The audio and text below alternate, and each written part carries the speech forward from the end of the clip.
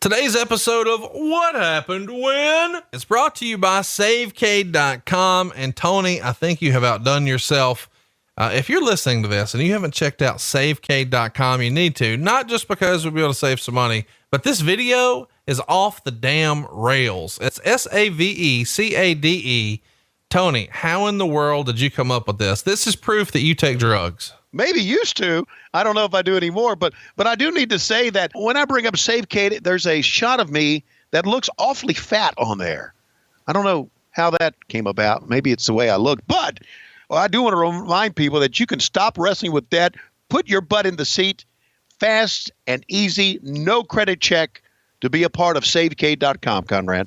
Well, and what's fun is, you know, the site even says Mortal Kombat all of your debt. No more hard way or easy way, brother. Maybe that old kitchen's gotta go. Maybe you're desperately out of time to pay your house off faster. Well, we want to let you know that you don't need good luck and credit. Your credit doesn't have to look as good as the Z-Man did. And you can own a house with no money down, which is coincidentally how much money Evan Courageous drew. You can make this fast and easy. It can even be the greatest night in the history of our great sport when you skip your next two house payments. And maybe you could even lower your monthly payments, which probably would have been helpful when WCW was taken over by Bill Watts and he cut your pay, right, Tony? Yes. You can cut years off your loan, consolidate your debt, stop making the minimum payments. Believe you me, that will get you behind, and get a greater tax deduction, Conrad. It's all part of SaveCade.com. And what I love about it is you can own your own home with no money down. My favorite thing about the thing though, is you fucking dancing and singing. I'm not making this up. Tony Schiavone dances and sings. You've got to see it. Even if you don't actually need a home loan or need to save money, you've got to see Tony singing and dancing at SaveCade.com. That's SAVECADE. NMLS number 65084, equal housing lender.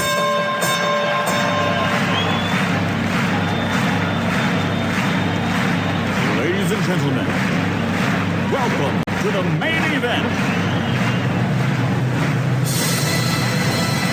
Welcome to WHW Monday.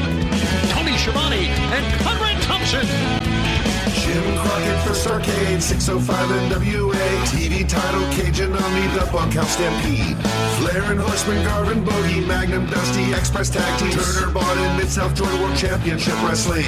Talking about the great years of World Championship Wrestling, the NWA, and Jim Crockett Promotions. Tony and Friends North, they win. Look, Schiavone's back again. World title split off center stage, Bischoff, Disney, Hogan, and Nitro, New World Order, and The Crow. Thunder, Russo, Arquette Champ, Vinnie Mac, simulcast. Tony's back with Conrad, not your classy podcast. Watch along, try not to laugh. Lowest rules, cat back. This wasn't the initial plan. Thompson's a good-looking man. Klondike Bill, make a chair. Tommy, you come over here. What happened when? WHW Monday. And now, let's go to the ring. And here's your co-host. Hey, it's Conrad Thompson. Hey, it's Conrad Thompson, and you're listening to What Happened When with Tony Schiavone. Tony, what's going on, man? How are you? Conrad, what's up, buddy? How's things on your end? Man, everything is great here, and a happy belated birthday to you. This past Wednesday, you turned the big 6-1. Wow. You and the wife go do anything fun this past Wednesday? We just ate sushi. That was all. Went to our favorite sushi restaurant, and I thought about buying myself a birthday present, maybe a new desk for the Batcave here. But other than that, nah, I'm boring. I never have big parties or anything like that. It's just kind of the way I've been all my life. Boring motherfucker. That's me. And now that I'm heading towards age 70, 70 with a bullet, right? Pretty soon I'll be 70 and you'll be 40. And I'm thinking, what the fuck? Let's run through that. Realistically, okay. Pretty slim chance. What, that I'm going to make it to 70? Yeah. Yeah. Just not based on any sort of physical condition. You're the incredible shrinking man. I'm just saying at some point you're going to be like, I just can't deal with Lois anymore. Yeah, right. Exactly. And I'll jump off the roof here, or who knows? Speaking of Lois, I feel like we should round her up because today we're getting in our Wayback Machine and we want you to fire up the WWE Network and do a little watch along action with us. We're going to go back and revisit the Royal Rumble from 1990, the only Royal Rumble that Tony Schiavone ever called. He was only there a year, but he managed to sneak in a SummerSlam and a Royal Rumble. This should be fun. So fire up your WWE Network. And you reckon Lois has recovered from your late night drinking sake this past Wednesday? I think she did. Let's bring in Lois Rules of LoisRules.com. Let's get ready to rumble. In 3, 2, 1, play. It's the Royal Rumble. Vince's voice was on this because we thought that he was going to do the play-by-play. 30 of the top WWF superstars like the Ultimate Warrior. Ooh, look at that, Eric's favorite. Yes, the Honky Tonk Man. And there's the Macho Man Randy Savage. He's dead. There's another one who's dead. That's Roddy Piper. And another one who's dead. And another one who's dead. My God. And another one who's dead. Is anybody alive here? Shawn Michaels and Marty Jannetty are alive. Haku has killed people. He's still alive. Right. Axe is still with us. Rick Martel's still with us. Probably still looks just like that. Coco Beware. He's waiting for the sweet embrace of death. There is Bret Hart. And the Warlord, he's with us, but Hercules no longer there. Ravishing Rick Rude, Bobby Heenan no longer with us. Wow. Marty Jannetty's here. Oh, Mr. Perfect's gone. They are just dropping like flies here on this open. My God. Smash is around. Jake is around doing a live tour. Oh, Neidhart's gone. Isn't it something? Tommy Young, Barbarian's still with us. That's right. Oh, Big Dust is gone. Tito's around and started a podcast. That's real. Whoa, there I am. From the deepest, darkest Africa. And there's his career died during that time. Earthquake's no longer with us. $1 Million Man still rocking. Dino Bravo caught a couple to the dome. The incredible Hulk Hogan. And I wonder who's going to win this one. And then, of course, Hacksaw Jim Duggan, again, the guy who's dead as well. And, of course, the Ronnie Garvin and Greg Valentine. That was the main event. Holy shit. That wasn't a main event. It was just on the show. And yeah, look, both of the valets here who are in the ring with Bruce are no longer with us. But I guess if you were told you got to get in the ring with Bruce live on pay-per-view, one of the biggest shows of the year. And I mean, you might want to, kill yourself. Exactly. So we were coming to you from the Orlando Arena, the O-Arena. And again, as the story goes, and I'll repeat the story once again. Scary Sherry's chest is hairy. I always love that sign. How did they know? And as Ric Flair would say, other parts better be hairy as well. But here is a look at this very skinny Tony Schiavone. And look at this asshole beside you. I mean, Jesse, the Body Ventura, is wearing a Mickey Mouse sweatshirt and Mickey Mouse ears. Right. He's covering his flesh colored yarmulke on top, but he's got a rat tail down the back. I mean, Jesse Ventura was a gimmick and a half as Bruce likes to say, and he wants you to put on the goofy hat with the goofy ears. Because as he told me during our little meeting, he said, I just want you to be fucking goofy. Ha ha ha ha. And that's what I said. Ha ha ha. So anyway, here's the story of Tony Schiavone doing the play-by-play. I've told the story before, but Vince was with his friends and family at Boca and their place down in Boca. We were supposed to have a noon meeting and he never showed up. 1:00, he never showed up. 2:00, he finally showed up. And he said, man, I just don't feel like doing the play-by-play today. And he looked at me, he said, do you have your tux? And I said, yes, sir. He said, you're doing the play-by-play. So that's how I did the play-by-play. Vince's voice was on the open because it was going to be he and Jesse, the Body Ventura. So this was a time in the WWF where Vince McMahon lost confidence in me. He was going to even put himself on the pay-per-view instead of me. But you know what? If you take a look at what we're watching right now, the big WWF logo, and here come the Bushwhackers through it. I like this. I like them walking through the crowd like this better than I like what they have right now with the big, the lights and the big rampway they got now. I really like this. I like this look. I do too, but I think, from an attraction standpoint, a live attraction standpoint, you want people to be wowed. And like, just from a casual standpoint, anytime I've taken really a non-wrestling fan to a show, they're overwhelmed with the big presentation, especially like a WrestleMania where you see all the lights and the pyro and the big set. It's it makes you realize, hey, wait a minute, this is big business. Yeah, it's big business. And you know what? I get that. But as you and I have said many times, Conrad, and then the bell rings, right? After that big, elaborate entrance. Then the bell rings. And by God, what's left after that? Now, you're saying that present day, but the bell's about to ring on this show we're watching, and it's the goddamn Bushwhackers and the Rougeaus. And even as a kid, I was like, fuck, let me know when this match is over. Oh, really? As a kid, you didn't like the Bushwhackers? No, dude, I didn't want hepatitis. Some grown man walking over and licking my face. Look at them. They've probably been eating hobo food with you in the back all damn day. A bunch of sardines and Spam. Look, let me tell you a Bushwhacker story. I had this great idea of a kid show featuring the Bushwhackers. Now, from what you're telling me right now, it's a damn good thing I didn't come up with it, right? Yes. I had this idea called the Bushwhackers Hut, and the Bushwhackers would be goofy and have a little kid show for the WWF. And Vince, I promoted it. And came up with an idea, pitched it, and he shit on it. So apparently it was a pretty good idea that he shit on it, because obviously a kid like you didn't like the Bushwhackers. Meant there are a lot of guys didn't like the Bushwhackers, and they used to rub the head. Yes, that's what I like. Rub the head and lick each other. And of course the Rougeaus, Jacques and Raymond Rougeau.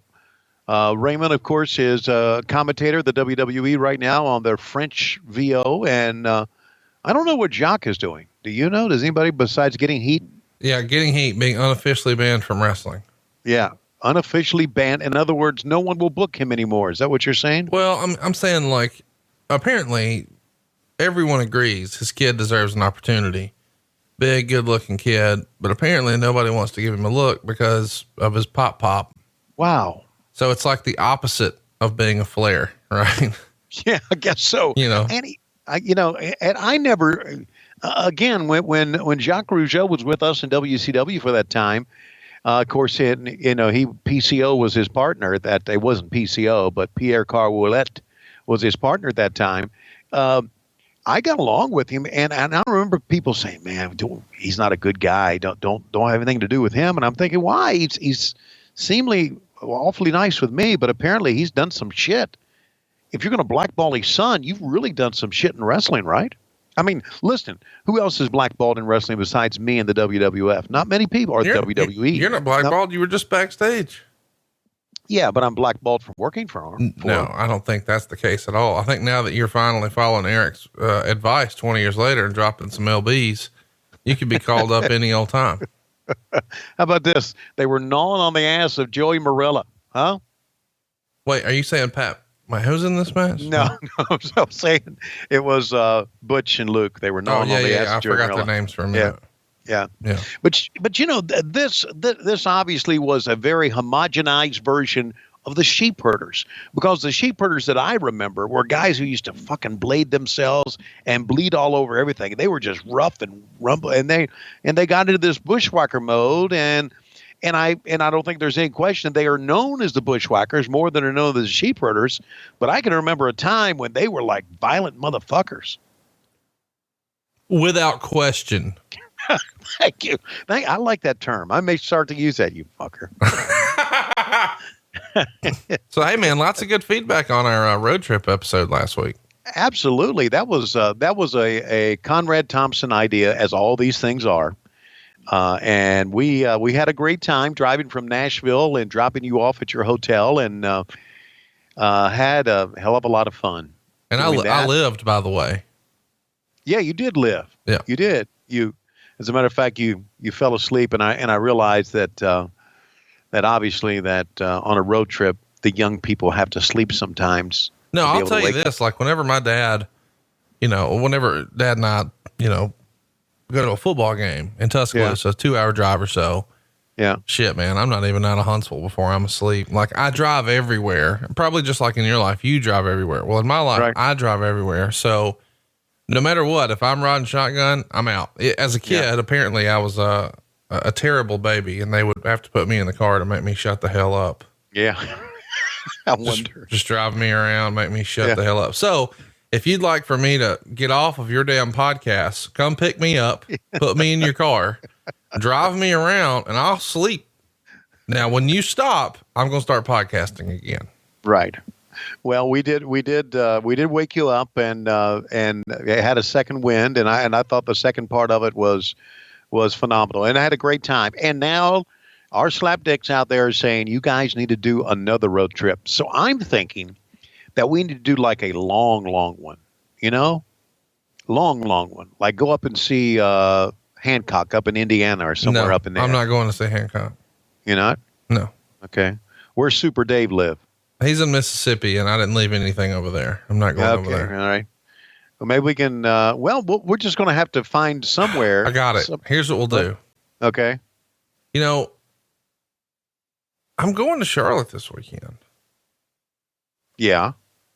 And I'm going to go other weekends. Yeah. Maybe it could be fun. Okay. If the next time we went to Charlotte, you and I rode together. That'd be great. Because I wouldn't need a ride back. That would be tremendous. And by the way, special shout out to our special guest who joined us in Charlotte this past weekend at the Comedy Zone. It's mine and your first time doing a live show together. I dug it. What'd you think? It was absolutely great. And look at him, Tony. Look at him. Kick him like a dog. And it was great to see David Crockett. Absolutely. Fans got a chance to take a picture with the big gold belt and David Crockett and Tony Schiavone and an old JCP blazer. Man, That's a hell of a photo op. You never know what's going to happen when what happened when comes to your neck of the woods. David Crockett is one of the nicest men ever. And let me tell you something about what David Crockett does now. And we mentioned this. He works for the Red Cross. So when there's an emergency somewhere in the United States, he'll go out and help with the Red Cross and all they do. So that says a lot about what type of person he is. And, people always ask me, gosh, did you really like working with David? He wasn't the greatest announcer in the world. And the answer is yes. We had a great time. And he shouted and he screamed. And he had that line, and Heenan used to use it too. Kick him like a dog. Heenan loved that line. And so Heenan would use that too. Kind of a tip of the cap to David Crockett. So that was a lot of fun. What's interesting to me is that so many people think in order for you to enjoy working with someone, they've got to be good at their job. Right. But like, I enjoy podcasting with you and like you enjoyed doing commentary with Rich Bocchini. Right. So you can have a good time with people who are just really inept at their jobs. That doesn't make them bad people or the experience any less enjoyable. You can still have fun. Right. I enjoyed this year in WWF and working with Bruce Pritchard. So you see, I enjoyed that as well. And he was my boss, which sometimes I have to shake my head at. Well, are you bored of this opening match yet? Isn't it a good idea, an opening match, to have some excitement and some... Well, I feel like you guys figured that out with Nitro. You started with luchadors, but we started with the Bushwhackers and the Rougeaus, and the crowd is dead. They're nothing. Like they are deader than Joey Morella. Yeah. Well, again, this is 89. Well, this is 1990, actually, January 21st, 1990. So we're in the midst of Hulkamania right now. And realistically, fans were all Hulkamaniacs back then. They were all just kind of sitting on their hands waiting for Hulk Hogan. And this was a time the Ultimate Warrior was really gaining in popularity. They were waiting on him as well. And I do need to say this. I never did like a battle royal. You and I have talked about that. Forearm. Right. Exactly. Hey, by the way, have you seen that the Good Brothers have put out new merchandise? The Good Brothers? Yeah. Luke Gallows and Carl Anderson refer to themselves as Good Brothers. Yes. Yeah. And they've got like some new swag coming to promote Luke's dojo there in Georgia. And it's called the Good Brothers Dojo. Oh. So anyway, I didn't mean to interrupt you. I just thought of Luke Gallows when you said forearm, because we stole that from him. Right. Well, we steal a lot of shit. So I was, I never did like a battle royal, but I certainly do like the Royal Rumble. I think it's well done. Now, that doesn't mean that all of them have been good, but in the case of this one, I think they built it up correctly because they kind of built it up where, Hogan and Warrior face off each other, and that would be the main event coming up in WrestleMania. So, but I've always liked the format of the Royal Rumble. What have you thought about it? Do you like it? As a kid, it was my absolute favorite show because I really bought into the silliness of anybody could win. Right. My dumb ass thought there's a chance Virgil could win this thing. You know what I mean? Well, yeah. And even as an adult, like a lot of my friends really get into this. And so like the casual wrestling fans, they'll call and want to hang out and watch 2 shows a year, WrestleMania and Royal Rumble. They don't give a rip about anything else. Wow. But really? they like the idea of who's coming next. Yeah. And so it becomes this big, everybody's hanging out, drinking, having a good time and joking about who's going to be next. Yeah. And you know what? In the same breath, and I know they're heading towards another one right now, as we're doing this broadcast, but I never did care for the Survivor Series. I that always kind of bored me. Well, I think it was fun, like the first time, but I think it should probably be a television show more than a pay-per-view. Like if it was just a TV special, that'd be cool. But now they don't even really do traditional Survivor Series matches. I mean, they're starting to bring some back, but for years and years, it was mostly just regular matches, unlike the original concept where it was just one team after another for the entire card. Sure. And now they have a women's Survivor Series match, I guess, which I can understand that. Hey, well, the fans getting into this now. How about that? I think they're just hoping it's finally over. Maybe they're thinking, oh my God, they're going home. Thank fucking God. They're going to go home. And here comes the hot tag. Yes, right there. How about that? Always the hot tag. And then Jacques Rougeau backs up. The fans in front are going crazy, man. I think they're just yelling at Jimmy trying to get their shit over. Okay, absolutely. Hey, which motherfucking reminds me. I can't wait for this because you know what you're talking about. Go. Oh, yes. You know what I'm getting ready to say. I'm ready. Go. Okay, go ahead. Eric Bischoff is doing a podcast at Jimmy's Tiki Bar. No, he's not. Correct? You stupid motherfucker. Well, I saw that online. No. Well, okay. Well, I saw that you had 2 Peters online too. Tell us what it's like to have 2. Hell, your first one was so inadequate. You grew a second one. Is the second one any better? The first one gave the second one a hot tag. The first one was Ricky. The second one's Robert. Talk me through this. I have to take 2 blue chews. It didn't happen. Okay. No, here's what happened. Okay. We went down and we did the NWO reunion with Hulk Hogan, Kevin Nash, Scott Hall. Right. We've talked about this. Well, Jimmy Hart's there because where Hulk is, Jimmy will follow. Right. Right. Yeah. And while he's down there, I said, hey man, why don't I get you to cut a promo for the Tiki deck? And he did. Yeah. I listened to it. We played it on here, didn't we? Well, okay. Maybe we did. But the point is that that was it. Okay. I'm not doing a fucking show at Jimmy Hart's Tiki deck. Well, I was just thinking not with Eric. I would do it with you, but I don't want to do it when there's Bike Week because I don't want you to be comfortable. And we've talked about this. I don't want to go there. And that's been a source of discussion on social media as well about my fears down in Daytona Beach. Efren says that he'll go down there and he'll watch your back the whole trip. Yeah, I'm sure Efren's a good, fine fella, fine man, good guy. He told me specifically he would watch your back. I'm sure he will. Watch out. We got to cover here. 1, 2, 3. Yes. The Bushwhackers steal one. Oh How my about God. that? Listen to you pretending to be excited for this. Hey, I pretended to be excited for many, many years. I might as well continue it right now. Awful. Yeah. Yeah. But okay. Yeah. Awful. It is. Look at that. Licking Joey Morella's head. Luke was something. Luke's still promoting wrestling, I believe, isn't he? And I mean, this is just weird, dude. They're all walking around and letting people rub their heads and they're licking each other and other people. And we've talked about this before, but dude, can you imagine in 2018 if a wrestler stomped to the ring and licked a kid? I can't imagine. When did kid licking become illegal in the WWE? Well, it's probably careful.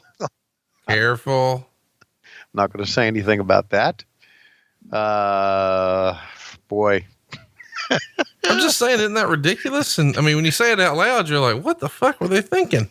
Yeah. There's your finish. How about that, man? Great. Huh? Great finish. Awful. Yeah. I can't believe I even had Bushwhacker action figures. That tells you I had a problem as a kid because I was just trying to collect them all. In fairness, though, I needed somebody for Demolition to beat. All right, let's take a look. Right to my right is the $1 Million Man, Ted DiBiase. And to my left, one of the biggest pieces of shit. There you see him, Virgil, Vincent, whatever you want to call it. Have you really had any sign of your autographs at all? The fuck. Let's go to Ted DiBiase. Ted, want to talk a few minutes about you being the $1 Million Man. Go ahead. Well, I'll tell you what it's like to be the $1 Million Man, not because that Tony Schiavone knows. You see, he's got a cup of coffee in the big time, and then we're shipping his ass back down to Atlanta. Meanwhile, my main man, Virgil, over here, he's got about $800, and he's fanning it out like it's big time. Because you know what? That's all it takes to be big time in Orlando. Just ask TNA. They ran shows down here for years on an $800 budget. Not $800 a show, $800 for the whole promotion. And not me. Yeah. I would never buy that horse shit. Now, hang on a second. Let me talk to Virgil here. I want to have a word with him.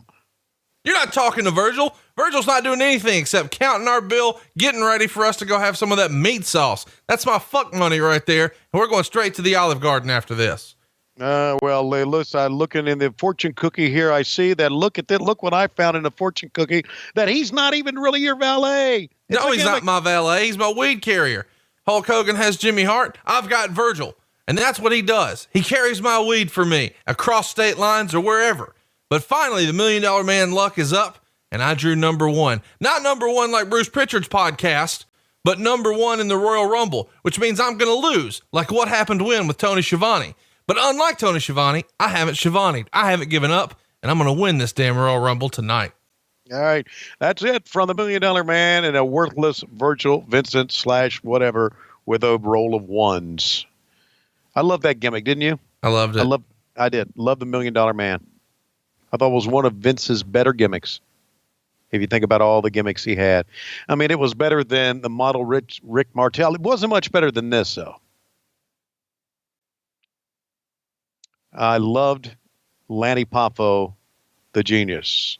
My name is Lanny. They say that I do some things in a pig's eye. Yes, my name is Lanny, and you may know that I may be able to bend my neck down all so. They say it's a gimmick, but I say it may be true, as you know what Lanny Poffo can do. Yes, they say that Lanny Poffo is the man who can stick his gimmick right in his own, That was really poor rhyming. It was right in front of you. Unlike my brother, I can't wrestle a lick. But unlike my brother, I can suck my own dick. I wasn't going to say that.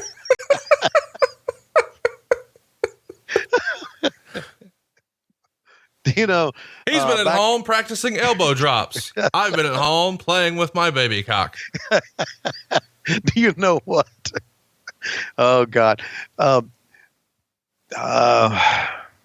Bret Hart was a pretty good artist. Probably, I don't know if he was on the same level as like, he's not as good as Lawler.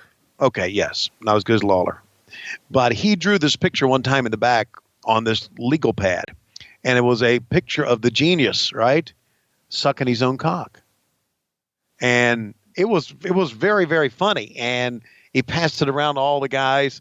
And I looked at it, and Lanny was standing right there. And Lanny looked at me, smiling. He says, "A terrible rumor that is not true." And he just laughed. And I knew immediately right there that it was true, the way he reacted to it. I know it is because Peggy Lathan told me that she saw it. She said Ric Flair brought her backstage and said, "Peggy, you got to see this. Come here. Well, Peggy was so excited to be in the back and talking to Flair. She was like, "Well, I got to see this." And so they go around the corner and ta-da. Peggy Lathan? Yes. You poor Peggy Lathan, who is just as wonderful a person as you'll find. I didn't do it to her. Ric Flair did it to her. But you drag her name into this shit? She told me. Rick didn't tell me that story. She told me that story. Okay. Well, anyway, so there he is. By the way, you don't think she's seen one before? Come on. What? A guy sucking his own dick? No, I don't mean that. I just mean a wrestler's Peter. I'm not saying that she was right or nothing. I'm just saying she grew up in an era where Jim Crockett's boys were out there just doing whatever they could. If she hung out with Flair for 30 days, she saw it 73 times. Well, I can't argue with that one. So anyway, he's facing one of your favorites, Brutus the fucking Barber Beefcake. And I liked the gimmick too. I liked the barber gimmick.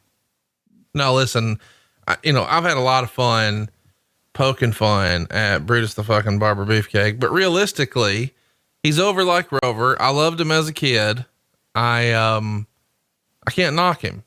However, I do take great issue with the fact that the first person to beat Mr. Perfect is Brutus the fucking Barber Beefcake. Wow. The genius looking good here, man. Do a little cartwheel on the outside. Boy, they're wasting a lot of fucking time, aren't they? What the fuck? Flying around. Finally a lockup. How about that? I just noticed about Brutus here as well. He's awfully tan, isn't he? Yeah. Look at that. Well, yeah. He's been hanging and banging with the Hulkster brother. Yeah, right. And that's, kissing right here. And that's, of course, being in the tanning beds and going out on the beach. And this is before spray tan was fashionable, I guess. Ooh, do you see that edit right there? That was not a good edit. One of the things here, and I don't think this is, I used to edit these down for Coliseum Video. Right. And we used to do a lot of pull-ups and try to shorten it for video, but we would always keep the main event intact. And I don't know if this is the Coliseum Video version or not, but if it is, you're going to see some really funky edits in here. Because we would set in an edit suite and we would look at that and say, can you do a pull-up here? So there was one time we literally took like 10 minutes out of a match. And I can't remember whose match it was. But, usually what happens is when someone falls down, goes down to the outside, like there's cutaway shot, he comes back in. It could have been like 10 minutes later or something like that. So that was the magic of what we did, if you can call it magic. I wouldn't call it magic. Oh, I would. I really miss those days, man. Miss those days. I really do. So now we've seen the Bushwhackers against the Rougeaus. We have seen Brutus the fucking Barber Beefcake against the Genius, who, as we've established, very well established, according to Peggy Lathan, he's able to suck himself. Yep. Which to me, that would be kind of a talent, don't you think? Yeah, that's a hell of a party trick. It's a party trick. It's better than what you do. Well, stop. And you're not going to tell everybody your party trick? No, either you got a very flexible neck and upper torso. No, come on. Or you got a very long schlong. One of the two. Or both. Or both. Yes. Right. Absolutely. So, how did we get into this? Well, you were going to tell everybody your party trick, and then you stopped short. I don't know what party trick you're talking about. Dude, come on. You do the whole Silence of the Lambs deal where you drop your pants and you tuck your Frankenbeans behind your legs and make that weird voice.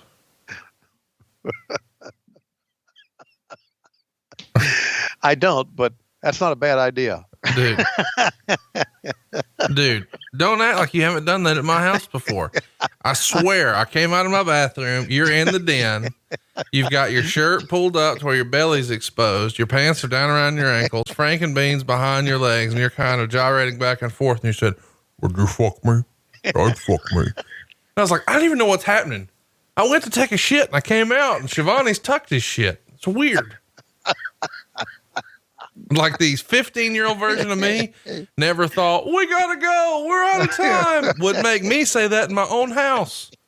I gotta go, we're out of time. I'd fuck me. Stop it. what you You're did. such a fucking lying turd. That's what you did. No, you're a lying turd. And you know what? You say it so well, I'm almost believing it myself. Thank you. Thank you. You're good at. Oh God. You know, it was around this time. Give me that voice again. Would you fuck me? I'd fuck me.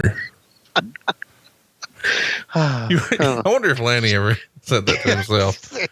Because if you want, watch what I can do. Would you suck me? I'd suck me. You know, I really do feel like that's why they named him the Genius. I'm not kidding. Because While all of you other men run around and spend your earnings, I stay at home and settle my own yearnings. They had often said it won't suck itself.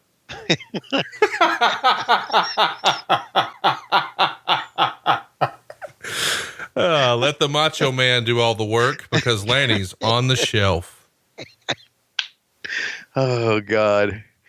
Oh, Lanny, Lanny mentioned to me, we talked, within the last year or so. And he said that, he realized that, because he was the brother of the Macho Man, Randy Savage, that he was able to make a good living and not really have to really do that much. And he appreciated it. He really did. He Schiavone'd. No, he didn't. Schiavone. Hey, you're giving my reputation a bad rap. Nah, you had a bad one before. We're just monetizing it now. So, Tony, what did you do when you were in wrestling? Not a fucking thing. What do you do now? Not a fucking thing. But I'm making money off not doing a fucking thing. I mean, listen, that's like an MTV song. Money for nothing, chicks for free. Now, you got the first part, right? Yeah, not kidding. Hey, I do need to say this, and I think I mentioned it last week on our podcast as we're hopefully getting this match over here very, very soon, that I had a lot of fun with Eric Bischoff. Man, Eric is a great guy. And he's your boss, and you really don't hang out with your boss. But he and I used to hang out a little bit before he became boss, and I realized rekindled that friendship I had with him. It was great, and I hope people, when Eric goes out live to see his show, I hope they go and see Eric because I think it's worth it. He has some great stories. How great was his story? Not on stage, but just the three of us at lunch. Yeah, when you guys were talking about how much impact you've had on people's lives, and you and I get to see the messages on Twitter and on Facebook and on Patreon, and you get to hear them when you meet them live, right? Of how much our podcast has helped people through some really difficult times. And he was so touched with a couple of stories, but one in particular that it was pretty incredible to see that side of Eric, was it not? Yeah, because he teared up. He absolutely teared up on us. He said, I'm not going to be able to get through this story without tearing up. And he was right. And, yeah, it's great, man. It's absolutely great what we mean to people. And it's great reconnecting with Eric as well. And I had a great time in Charlotte, and hopefully Nashville is going to be exciting as well. We got some low-key big hogs coming to Nashville. You know that Bad Money Slim's coming to Nashville? That's what I hear. And I want to mention that lowkeybighog.com is where you can see Tony and I. We're going to be there on Sunday, December 16th at 3:00. Tickets are on sale now. They're just $35. I've already got a special guest lined up for us. And I'm not even going to tell you who that is, but all right. They'll be sold out hanging from the rafters. And a pretty cool photo op. I'm going to have something interesting at this one. I'm going to tease it for now. Okay. You're going to be, you're going to be excited though. A cool photo op. Well, we had the big gold belt in Charlotte, Right. and I'm Charlotte. Like, what else can we do? I don't want to give a spoiler, but it's something we've never done. Maybe we can have Deborah come up from Alabama, and I'll take pictures with her in a bikini and me. Her sitting on my lap in many various positions. That's not weird at all. So here we go. We've got Hogan's main man here, about to cut the hair of Macho Man's main man here. Wow, isn't he supposed to be asleep? He is asleep. No, his eyes are open. Oh my God. That's the part of this that you've got a issue with. Yeah, you got to play the part up right. Oh my God, it's Mr. Perfect Curt Hennig. By the way, those boots Mr. Perfect are wearing were on the collector market a couple of years ago. Do you want to guess how much they wanted for them? $1,000. 10 grand. Whoa. The Perfect Plex. Did you buy this? Did you buy it? Hell no. Did somebody buy it, or does the collector still have them? No, they're probably still on a washer or dryer in a trailer park somewhere in West Virginia or something.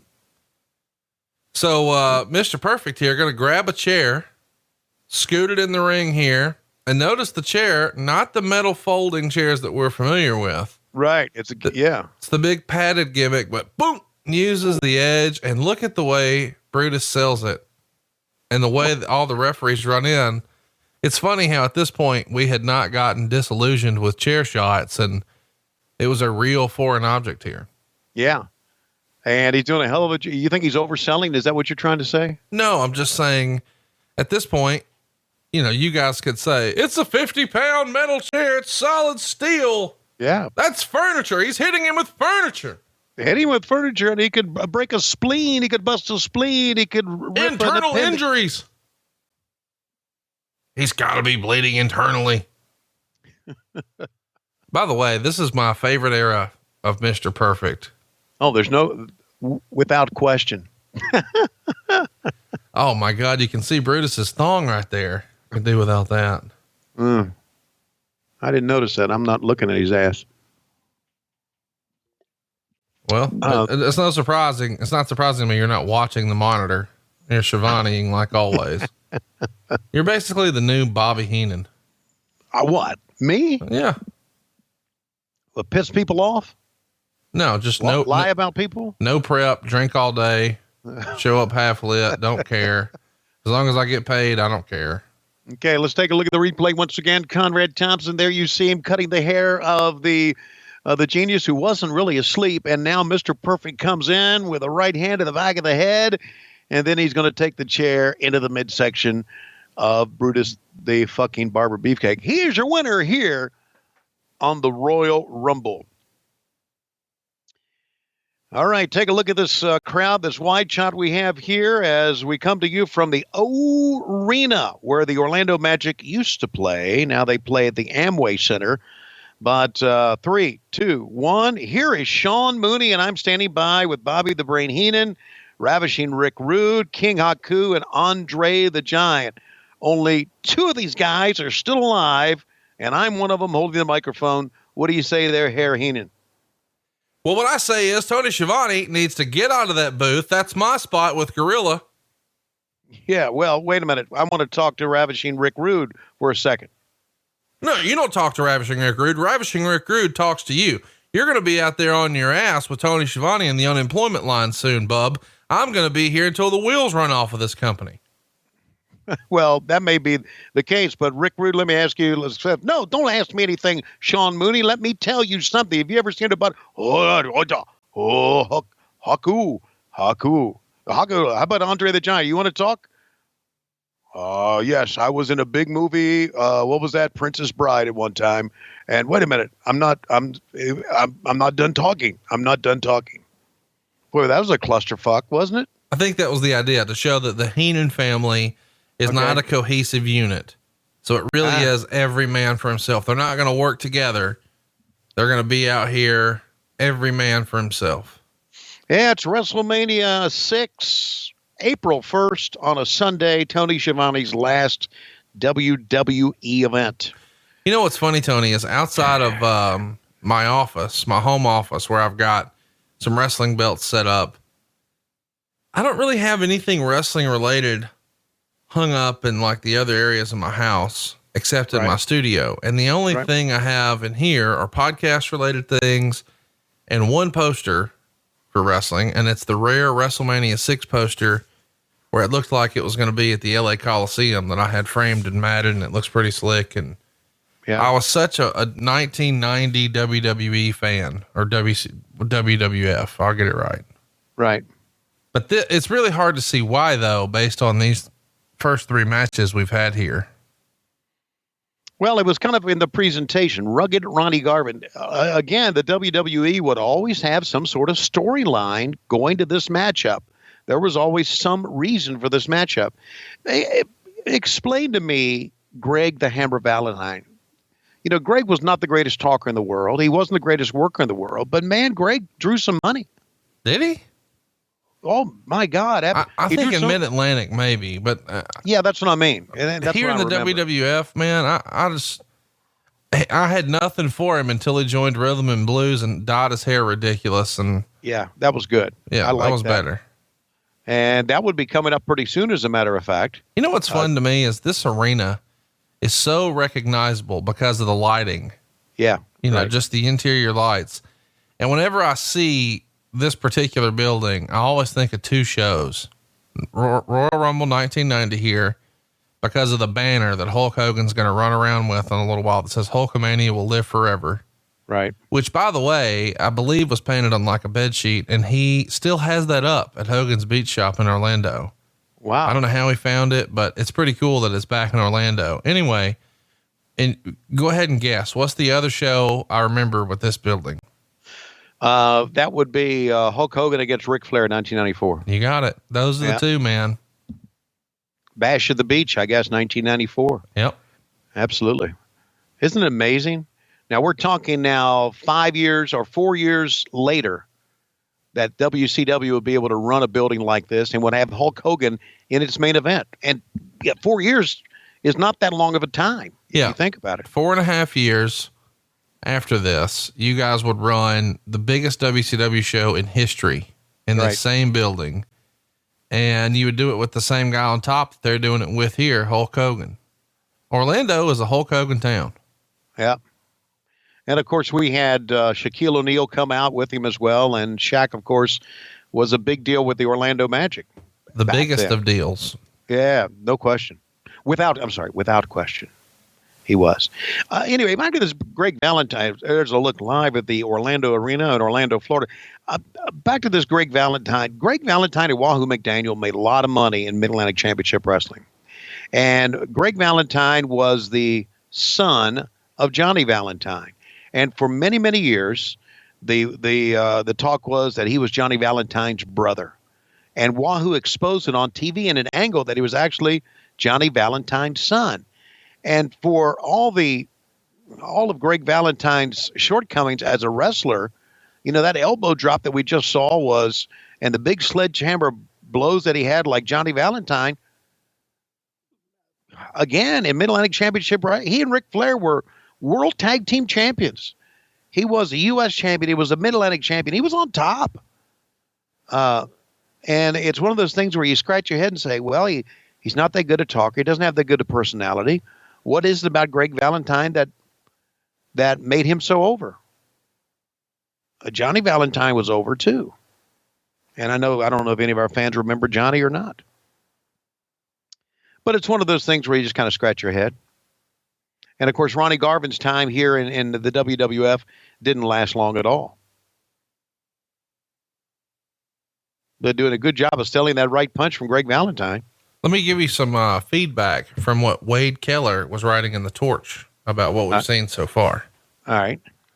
The show was hosted by slim and trim Tony Schiavone and Jesse Ventura.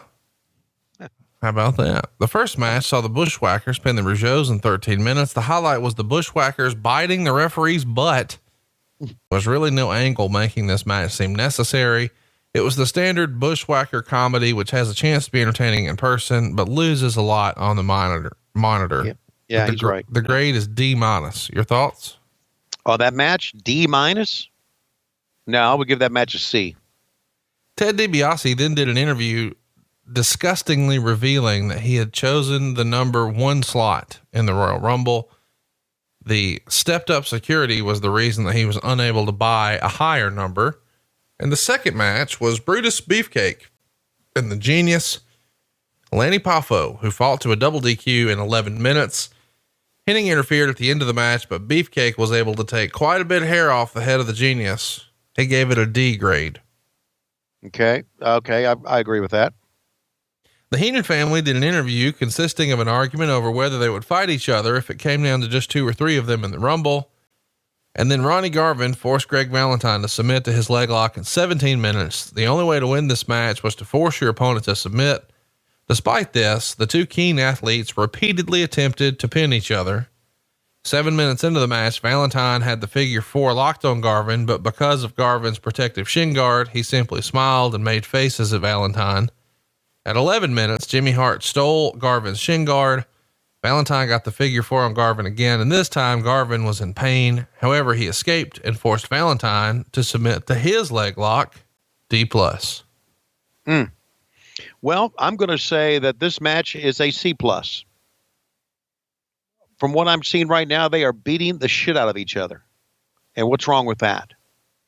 You know, everything doesn't have to be this great catch can type wrestling. I mean, it just they're doing some pretty good stuff. And look at this. But it seems like Wade Keller didn't like this show at all. I mean, from the word go, he's given everything a D. Does anything get an A in this show at all? Well, hang tight. All right. I want to mention behind the scenes, there's lots of news in wrestling. We're going to talk about the pay-per-view news here for the company. But first, this is the same month when it's revealed that Kendall Windham and Blackjack, they're in a little bit of trouble. Mm-hmm. And when you first hear they're going to be going to the big house, I think you're still here. How'd you find out? What'd you think? I found out through Bruce Pritchard. I found out all the gossip and all the news through Bruce. He said, "You hear about Blackjack and Kendall?" I said, "No, I didn't." He said, "Well, they're up for counterfeiting and are going to serve some time." And we just kind of all shook our heads. Blackjack had been working for WCW right prior to that. You know, they brought him back as an agent in like 1988, 89. There's Ronnie making the face that Keller talked about. So yeah, that was, that kind of went around the locker room. And is it true they made all 20s? That's what I hear. Yeah. Oh, Joey Morello says, no, pin's not going to count here, guys. I want to mention that on the way to this pay-per-view, the WWF had been in a bit of a gridlock with the pay-per-view companies about splits, and they were essentially shoveling propaganda to all of their viewers to try to position the cable companies as the bad guys and the reason they wouldn't be able to see the Royal Rumble. Of course, at the last minute though, they cut a deal, but instead of having the old 50-50 split they had before, now it's 60-40 in favor of the cables company. Wow. So Vince actually lost 10% here, but he managed to get the deal from 10 years down to 7 years. This is all according to the Torch. Quote, McMahon shrewdly negotiated it from 10 years to 7 years though, so he will call it a victory. The average viewer has no idea why the cable companies were not going to carry WWF pay-per-view events in the first place. But after Mean Gene's news flash interrupting the end of the January 15th primetime wrestling show, the viewers could feel proud that they did it. Huh. They were the best at spinning shit, weren't they?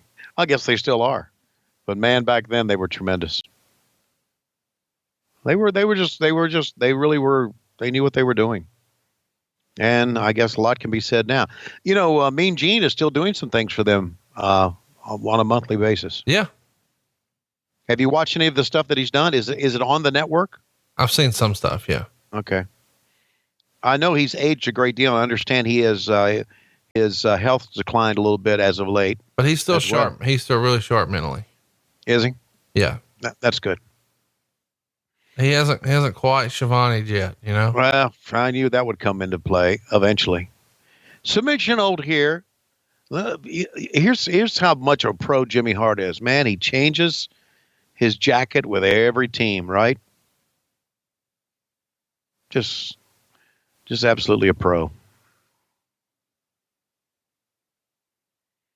Just absolutely a Hulk rules. Shouldn't that be Lois rules? Yes. Yes, it should be.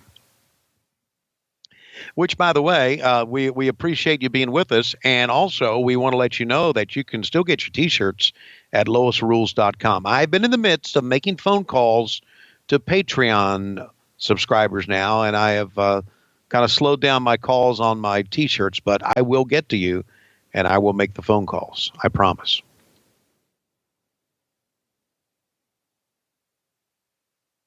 Jimmy Hart. I think, and again, I know that I guess Wade Keller had given this a D or D plus or whatever. D plus. D plus. I think these two guys are doing a hell of a job in selling this shit. I think they're, and it's not only that, they are really beating the fuck out of each other. Look at this. How can you give this a D plus when they are just kind of just knocking the shit out of each other? I mean, Ronnie Garvin was known not to really pull many punches either. But Valentine could do it as well. Look at this, trying to pile drive on the outside. You know what? I just don't get it. I just think it's a much better match than a D plus. Don't you agree or not? Nope. I hate everything about it. Okay. As a kid, I'm ready for this to be over. I enjoyed Brutus strutting around and cutting hair. Yeah. Everything else on this show, as you so eloquently say off the air, really sucked a dick. Yeah. Well, this is a great high impact match. It really. These guys are not stars. We're watching. No, but look. No, we're down at the National Guard Armory watching right now. I don't want to. Okay. All right. I know not everybody's a star.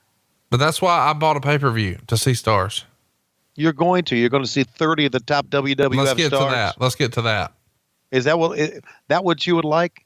You would like to say, okay, welcome to the Royal Rumble, and now time for the Royal Rumble. Royal Rumble is over. Good fucking night. No, here's the thing. I think 30 of those guys are going to get in there and just throw elbows for a few minutes and get thrown out. How about we have actually wrestle matches people care about? I'm just freestyling.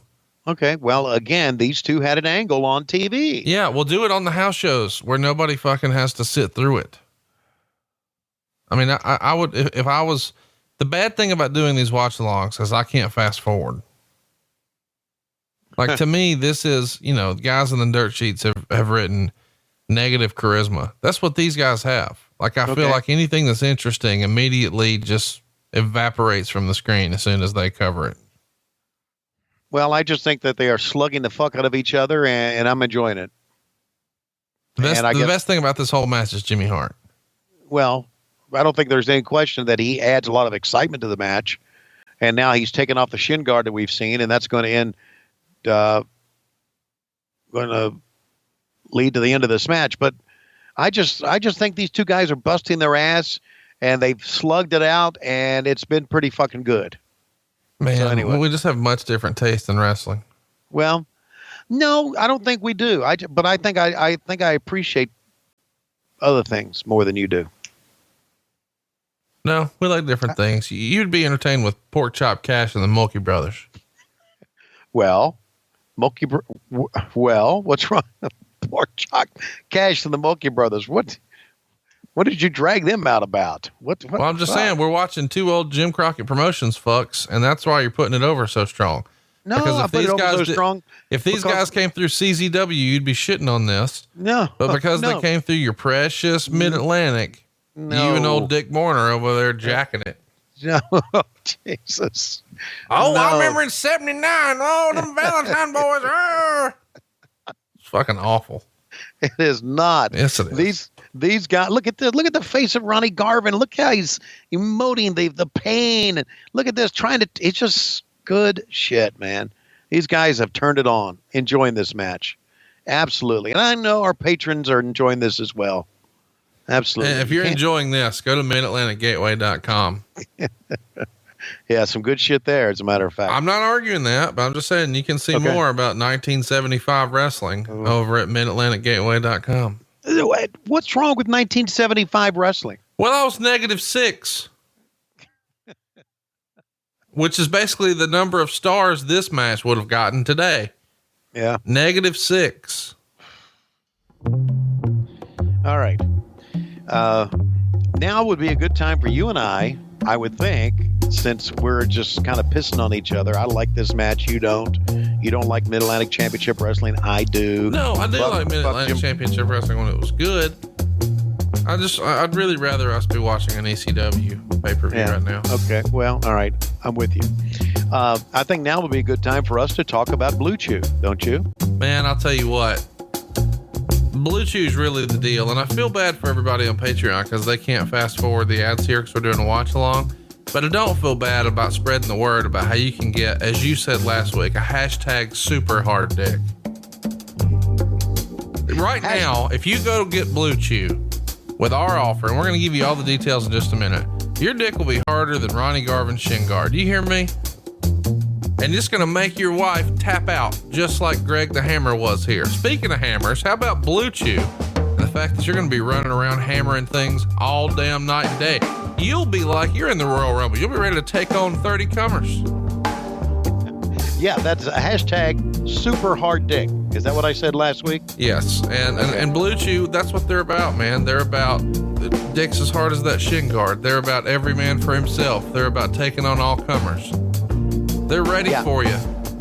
In the wrestling vernacular, you chew on a Blue Chew and you and your partner can go Broadway. Did you like that? Go Broadway? Yeah, I liked it last week when you did it then too. Okay, well, there you go. So anyway, cheaper than those two others, Viagra and Cialis. Only takes a few minutes to fill out a form online. And that's one of the great things about it, Conrad. You talked about the last couple of weeks. You don't have to go into a... I am laughing because you can tell very clearly when you and I are having fun with the ad or when you are reading all of the required bullet points. Yes, Tony Schiavone has been in radio for 30 years, and I have never done it. Yet I can get through copy and make it sound conversational. However, whenever Tony does a read, it is quite literally a fucking read. Yeah, it ships directly to your door, even if you live in a place like Huntsville, fucking Alabama. They deliver here, confirmed. Yeah, that's right. Here's a great deal for you guys. I'm going to read this, Conrad. Oh, really? Are you? Yes. Visit BlueChew.com and get your first order free when you can use this promo code, WHW. You only pay $5 shipping. That's BlueChew.com, promo code WHW. What happened when? Yeah, that's right. And get hashtag a super hard dick. Boom. I'm here reading my stuff and you're over there just belly laughing. Because it's hilarious that you've even Schiavone'd ad reads. I have not. Let me say right here, Conrad, I love Blue Chew. It is cheaper than those other ones, parentheses mark, Viagra and Cialis, parentheses mark.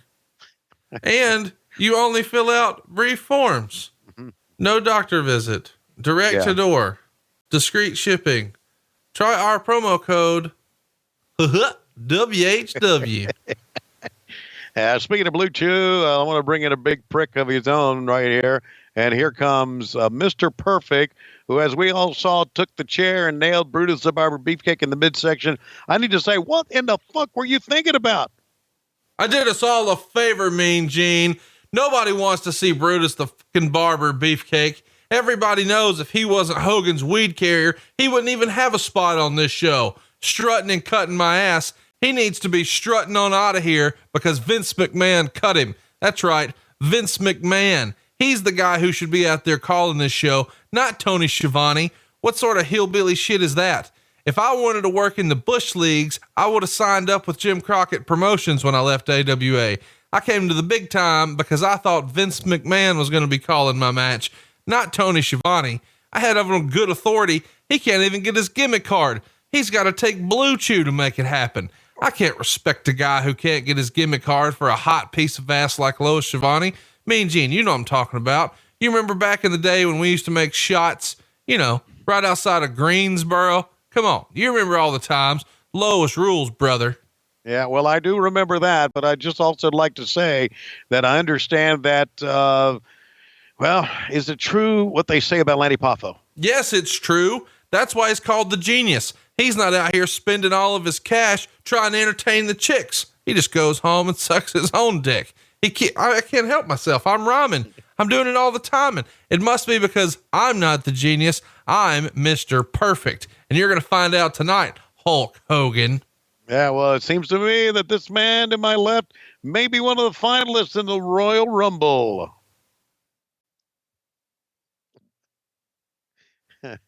You realize in a minute? Oh my God. Here you go. Oh, I'm going to suck this microphone like it's a dick. Oh, I'm going to suck this microphone like it's a dick. Why? Because I'm a dick lick. And I love you.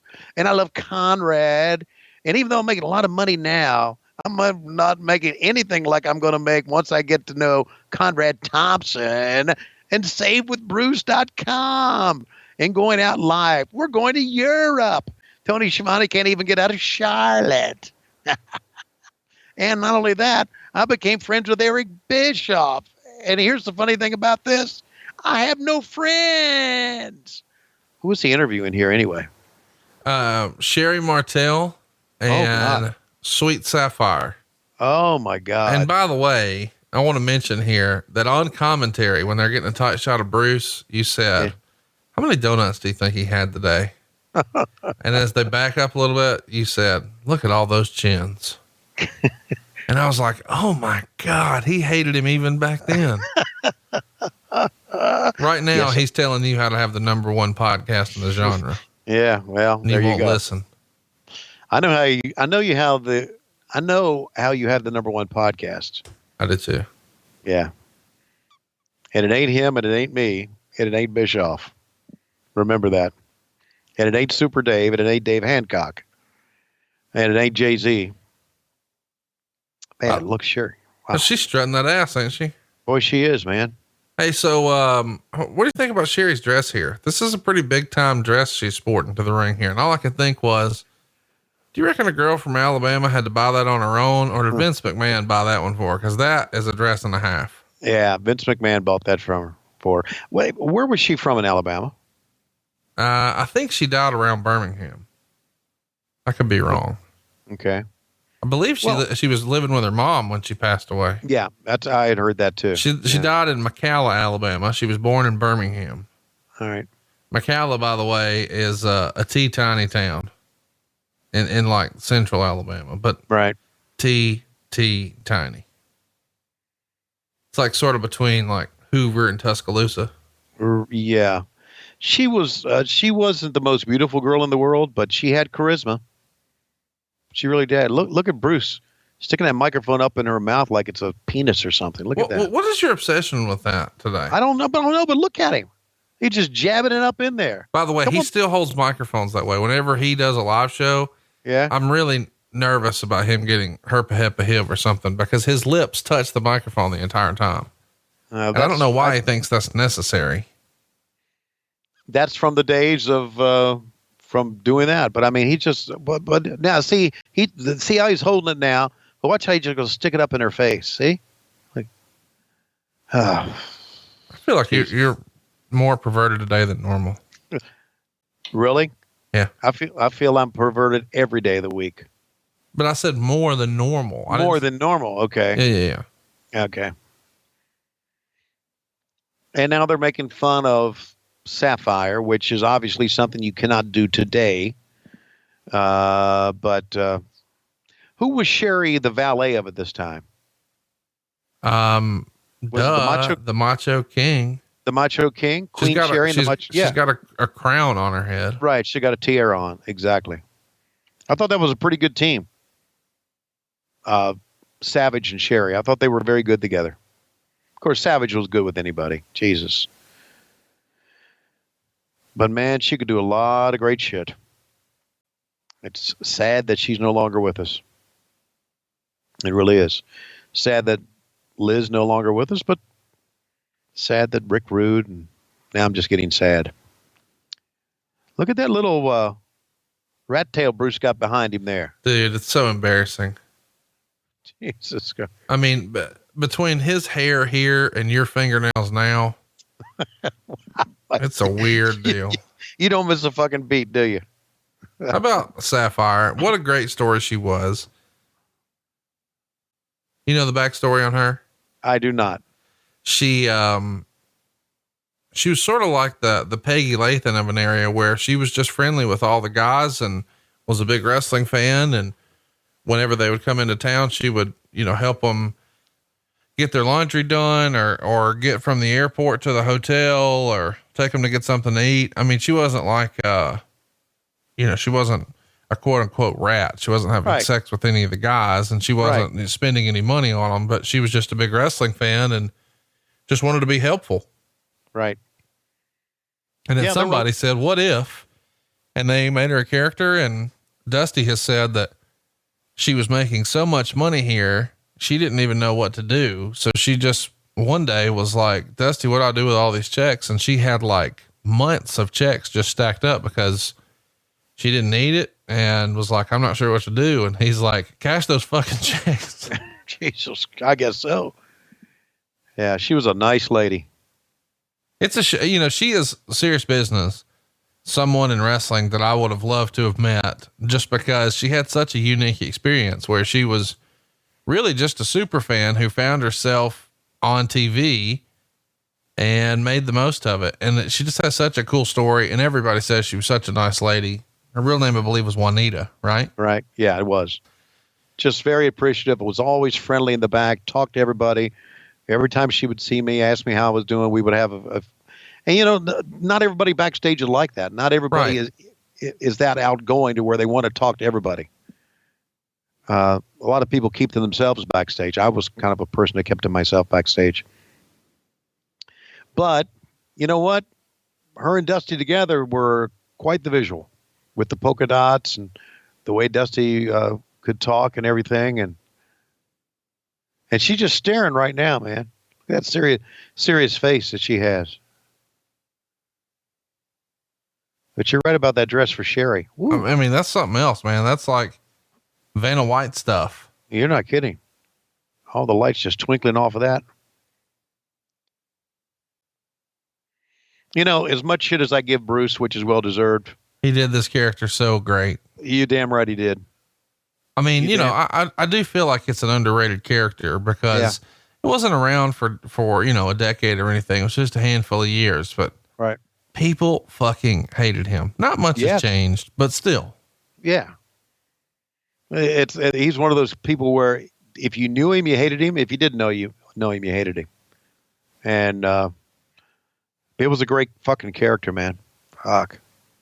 And of course it was the offshoot of Piper's Pit, right? There was always something where they would do an angle, some sort of interview, and Piper's Pit was the first one, I guess. And this kind of, took the mantle and ran with it. Could you lay down any further?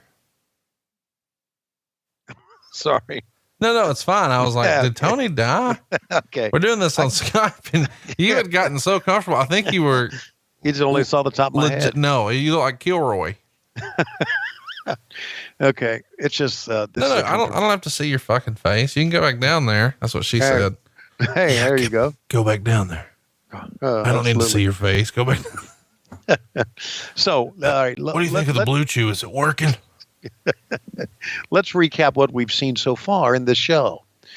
We have seen the Rougeaus against the Bushwhackers in a D- match. We have seen the Genius against Brutus the Barber Beefcake with plenty of talk about the Genius being able to give himself fellatio. We have seen Greg the Hammer Valentine, Rugged Ronnie Garvin that they shit on. We have now seen, we've got a paintbrush Sherry Goes Down from Sapphire, and we're going to see Big Boss Man against Hacksaw Jim Duggan. Who the fuck is this coming? Oh, it's the Macho Man Randy Savage. And here comes the American Dream, Dusty Rhodes, and he knocked him out. Man, I love this feud. This is my favorite, dude. Like, really? You like this between these two? Well, and here's why. I'm such a Dusty Rhodes fan now, but I even was back then. But I've been a Macho Man, just super fan forever. And as a kid, they ran a house show here in Huntsville, Alabama, and I lived in Prattville, Alabama. So like 2.5 hours from here, but my parents got me tickets and I was so excited. And this was the main event. And it was just something else, man. I'd been to a bunch of WCW shows, but this was my first WWF show, and their feud, I don't know, man. I still dig it all these years later. And I think it's fascinating. And I think we've talked about this with you before, but maybe not. What a run the Macho Man had WrestleMania 3 with Ricky Steamboat. WrestleMania 4, he runs through everybody in the tournament, wins the world title, beating the $1 Million Man. WrestleMania 5, he's with Hulk Hogan. WrestleMania 6, he's going to be with Dusty. WrestleMania 7, he's going to be with the Ultimate Warrior. WrestleMania 8, he's going to be with Ric Flair. I mean, that's super impressive, don't you think? Oh yeah. Well, it's super impressive because the guy could do a lot. Look at Des Pickett's fat ass up. Yeah. And how about God. Bruce, who knows better, did not post himself on Dusty's leg to help out at all. Yeah. And so Dusty slammed him on the, oh, wow. Oh, wow. Catches himself a little bit and down to the floor he goes. And by the way, they were working a program together on house shows where it would be Macho Man versus Dusty. And of course, Sapphire and Sherry would be there. And for some reason, Bruce would be getting involved. And Bruce tells a great story where on various nights, Dusty would not be feeling well. He's hurting. He's a little older, carrying a little extra weight, whatever. And he would just call spots where he would want to do the elbow, but he says all he would do was just stand still and hold it up. And he would tell the guys to come find it, which I thought was hilarious.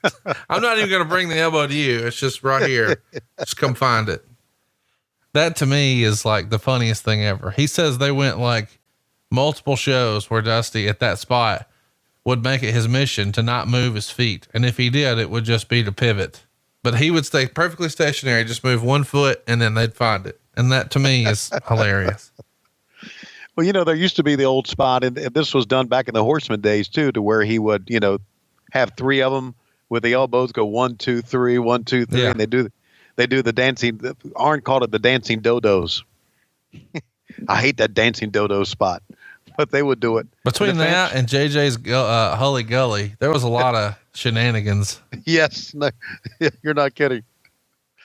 Oh God. All right.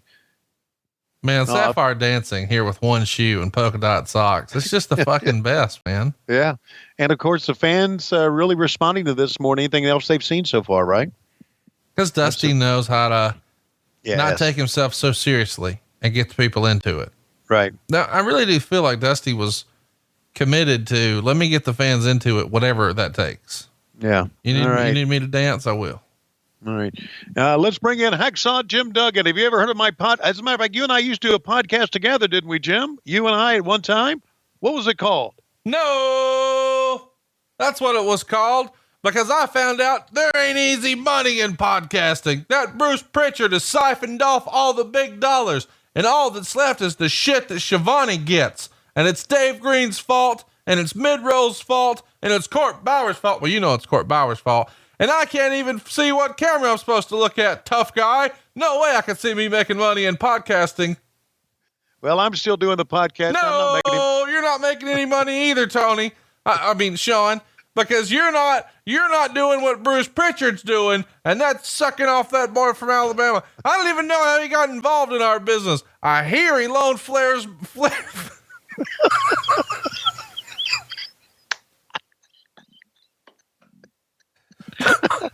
What are we doing? I don't know, but you doing Hacksaw Jim Duggan is the fucking bomb, buddy. Well, what do you think? Are we still doing a podcast, Jim? No. Not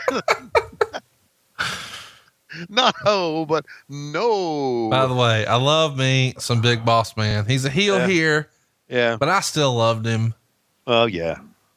What a great gimmick, Absolutely. From Cobb County, Georgia. Look at that. Do you see what's on the sleeve there? The stars and bars, baby. Wow. How about that? By the way, in this era, my dad was a prison guard in 1990. He had a flat top. Yeah. So he had to dress similarly to this. I'm sure he didn't have the Confederate flag on his shoulder pads though. He probably also didn't carry a nightstick and not button his shirt and have a pimp in tow everywhere he went. And you know what's funny is in reality, Cobb County is one of the more modern metro counties in the state of Georgia. There's a lot more remote backwoods counties that this guy could have been from, but they said Cobb County, and that's actually where Ray Traylor was from in real life. Look at that. It probably also just rolled off the tongue, like right. Cobb County has a ring to it, right. Compared to saying he's from Douglasville. That's right. Or Oglethorpe County. Yeah. Yeah. By the way, two legit badasses here when they want to be. I mean, people have said for years and years, you just absolutely do not mess with Hacksaw Jim Duggan.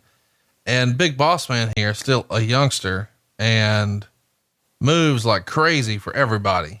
Yeah. I mean, Ray Traylor is one of the guys, I've said this before back on an old Saturday night edition that we did, was one of those guys when we first saw him as a job. Look how he can bump for a guy his size. We first saw him as a job guy on WCW Saturday night. Dusty Rhodes says, there's got to be something we can do with this kid. Because we had seen a lot of big kids, and you know what? I always thought Slick was pretty fucking cool as well. He was Teddy Long before there was Teddy Long. Isn't it weird though, that he's like a preacher, but he's supposed to be a pimp here? Yeah, I know. And again, I go back to the old standby when, if you go back and you take a look at the video cassette of, the music videos, what were they called? It wasn't Jackhammer. It was, Sledgehammer. Sledgehammer. Yeah. Yeah. Sledgehammer, whatever. And they got a picture of him in like a Kentucky Fried Chicken sitting in there. And he said, man, what do you want to bother me for eating my yard? Wait. You're talking about Pile Driver. Pile Driver. Yes. I thought you were talking about the old MTV. No. Okay. Okay. And he said, and then I'm thinking, wow, how did they get away with this shit? But again, it's a different era. But I like Slick. I thought he was a very good manager. I thought obviously he was wonderful with Akeem. I liked all that stuff. Really did.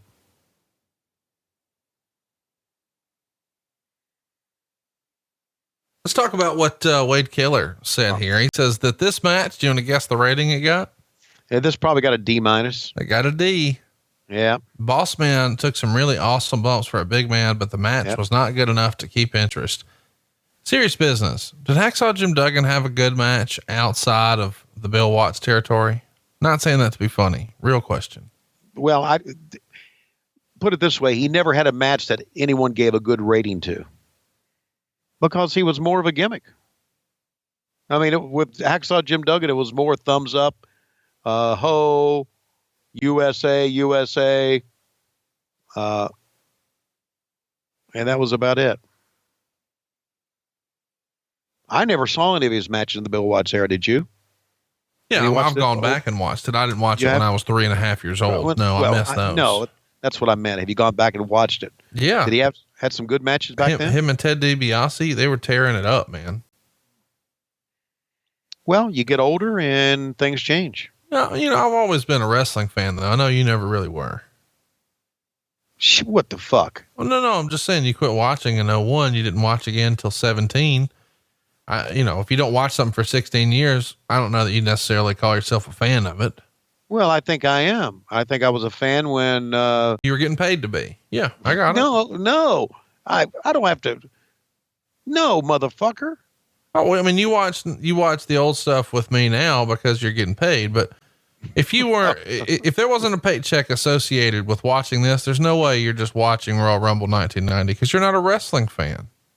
You're a baseball fan who will watch sports entertainment for money. No, I was a wrestling fan back in the 70s and 80s of Mid-Atlantic Championship Wrestling, Jim Crockett promotion, back when wrestling was different than it is now. You have no answer for that, do you? No. In the 70s and 80s, Jim Crockett Promotions, how much of their stuff have you gone back and watched? I don't know, this month. None. Okay. So you're not a wrestling fan. How much wrestling do you watch on a regular basis? Unfortunately, I watch it every day. Bullshit. No, there's not a day that goes by I don't watch wrestling. Not a day that goes by you go back on the network here and you watch something. Absolutely. I've watched this show before I watched it with you. I watch shows for Eric and Bruce's shows for, I mean, every single week. And of course I got to watch my sister-in-law kick everybody's ass every week. So yeah, I watch every week. I'm a wrestling fan. To you, this is just clocking in. No, all right. The slapdicks are going to pay me to talk about Hacksaw. Here we go. I'm gonna do some silly voices. You know what? I don't know if it's the marriage into the Flair family or not, but you've changed. Oh, I have. Yeah. Huh. Well, I don't know that you even know that I'm married because you didn't come. You were invited, but you didn't show. I guess because there was no payday involved, right? You would call it now. If I would have told you now, Tony, if you come over, there's a paycheck involved. You could drag that out again, huh? You could drag that shit out again. No, I'm just saying, like, I must have bruised you to the core by not showing up. I came to your fucking daughter who had never met before's fucking wedding. And you didn't come to fucking mine. You know why you were there? Why? Because you were the reason we had the wedding. Without you, we wouldn't have had a wedding. That's why. Well, that means I should have been able to Skype in and do a toast. Do you know what? And now, before they exchange their vows, let's go to Huntsville, Alabama, where Conrad Thompson on Skype has something he wants to say. Yeah, that fucking Tony. Oh, it's church, Conrad. No, wait, hang on. Are you going to tell me that I couldn't come do a toast? Look, what was that? Listen, here's the deal. Did I not send my son to the wedding? Did I just say I'm going to have somebody there? Yeah. He had somebody here. I didn't know that that's what I could have done. Cause if I would have known that was an option, I would have sent Jay-Z in his fucking pineapple suit to your wedding. Hey y'all, I'm here representing Conrad Thompson. You want to pose with this belt? Yeah, I'm wearing white shades inside. You want to see some nudes of my wife? Take a look here. Look here. I'll text them to you. No, zoom in on that, man. She ain't got no butthole. Check it out. Stop it. I just made all that up. Listen, I was talking to Lois about the show that we did in Charlotte, and I said Jay-Z was there. She said, "Who's Jay-Z?" I said, "Well, he was there. He and Chelsea were there to help us out." She said, "I said, you ever seen any picture of Jay-Z?" She said, "No," and I went on Twitter and showed him in the pineapple suit with those white sunglasses. She went, "What the fuck is that?" I know. I said, "That's Jay-Z." How about when he meets Lois? Here's what he's going to say. "Hey, baby, you want to take a picture of this dome globe? You know, Ric Flair had one like this. Wasn't as nice as this one. Hold it up real high. There you go. Now stick your hip out. Point your toes toward me. There you go. Now on three, I want you to say Bojangles. 1, 2, 3. Bojangles. There you go, baby. It's quite a turd cutter you got on you, Miss Schiavone. Quite a turd cutter. Tony Schiavone, he's a lucky man. See, my wife ain't got no turd cutter. We're just taking it day by day.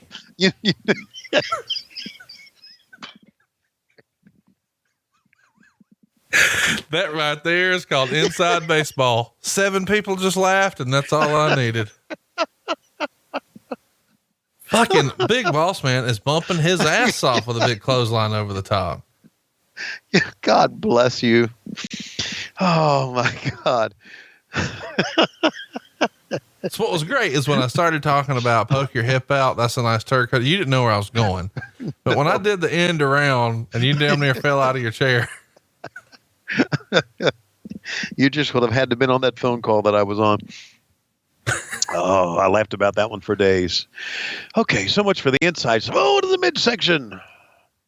Yeah, and then one more thing. Lois says, "What the fuck says Bojangles belt about?" No, dude, it's still spinning. He span it at the show in Charlotte. It's still spinning. I said, "He's the Bojangles champion." She said, "What the fuck is that?" I can't explain it. What that means, Miss Schiavone, is I've ate more goddamn can I cuss on this? I've ate more rootin' tootin' Cajun filet biscuits than you can shake a stick at. So he's got a belt for that.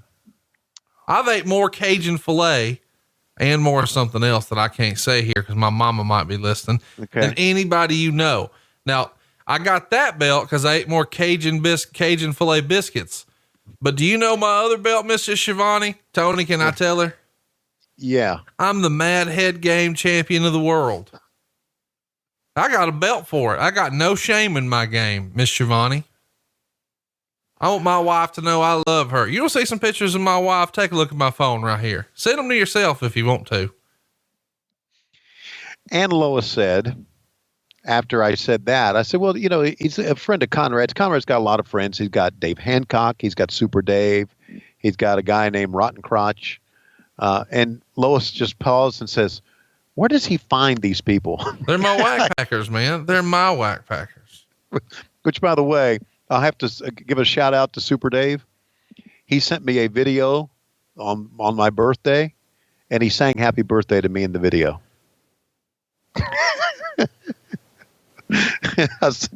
I had to watch it twice to make sure I was. You and Super Dave have a lot in common. Do you know what his wife got him last week? No, what? A lightsaber. Like, I think it's illegal to even own, but it's like you hit a button and a fucking laser shoots up, and as he moves around, it goes whoom, whoom, and like had to be shipped over here from China. It's like illegal or something. Really? Yeah, he's got to shoot lightsaber. Wow, I'm gonna have to get him to bring that to one of our.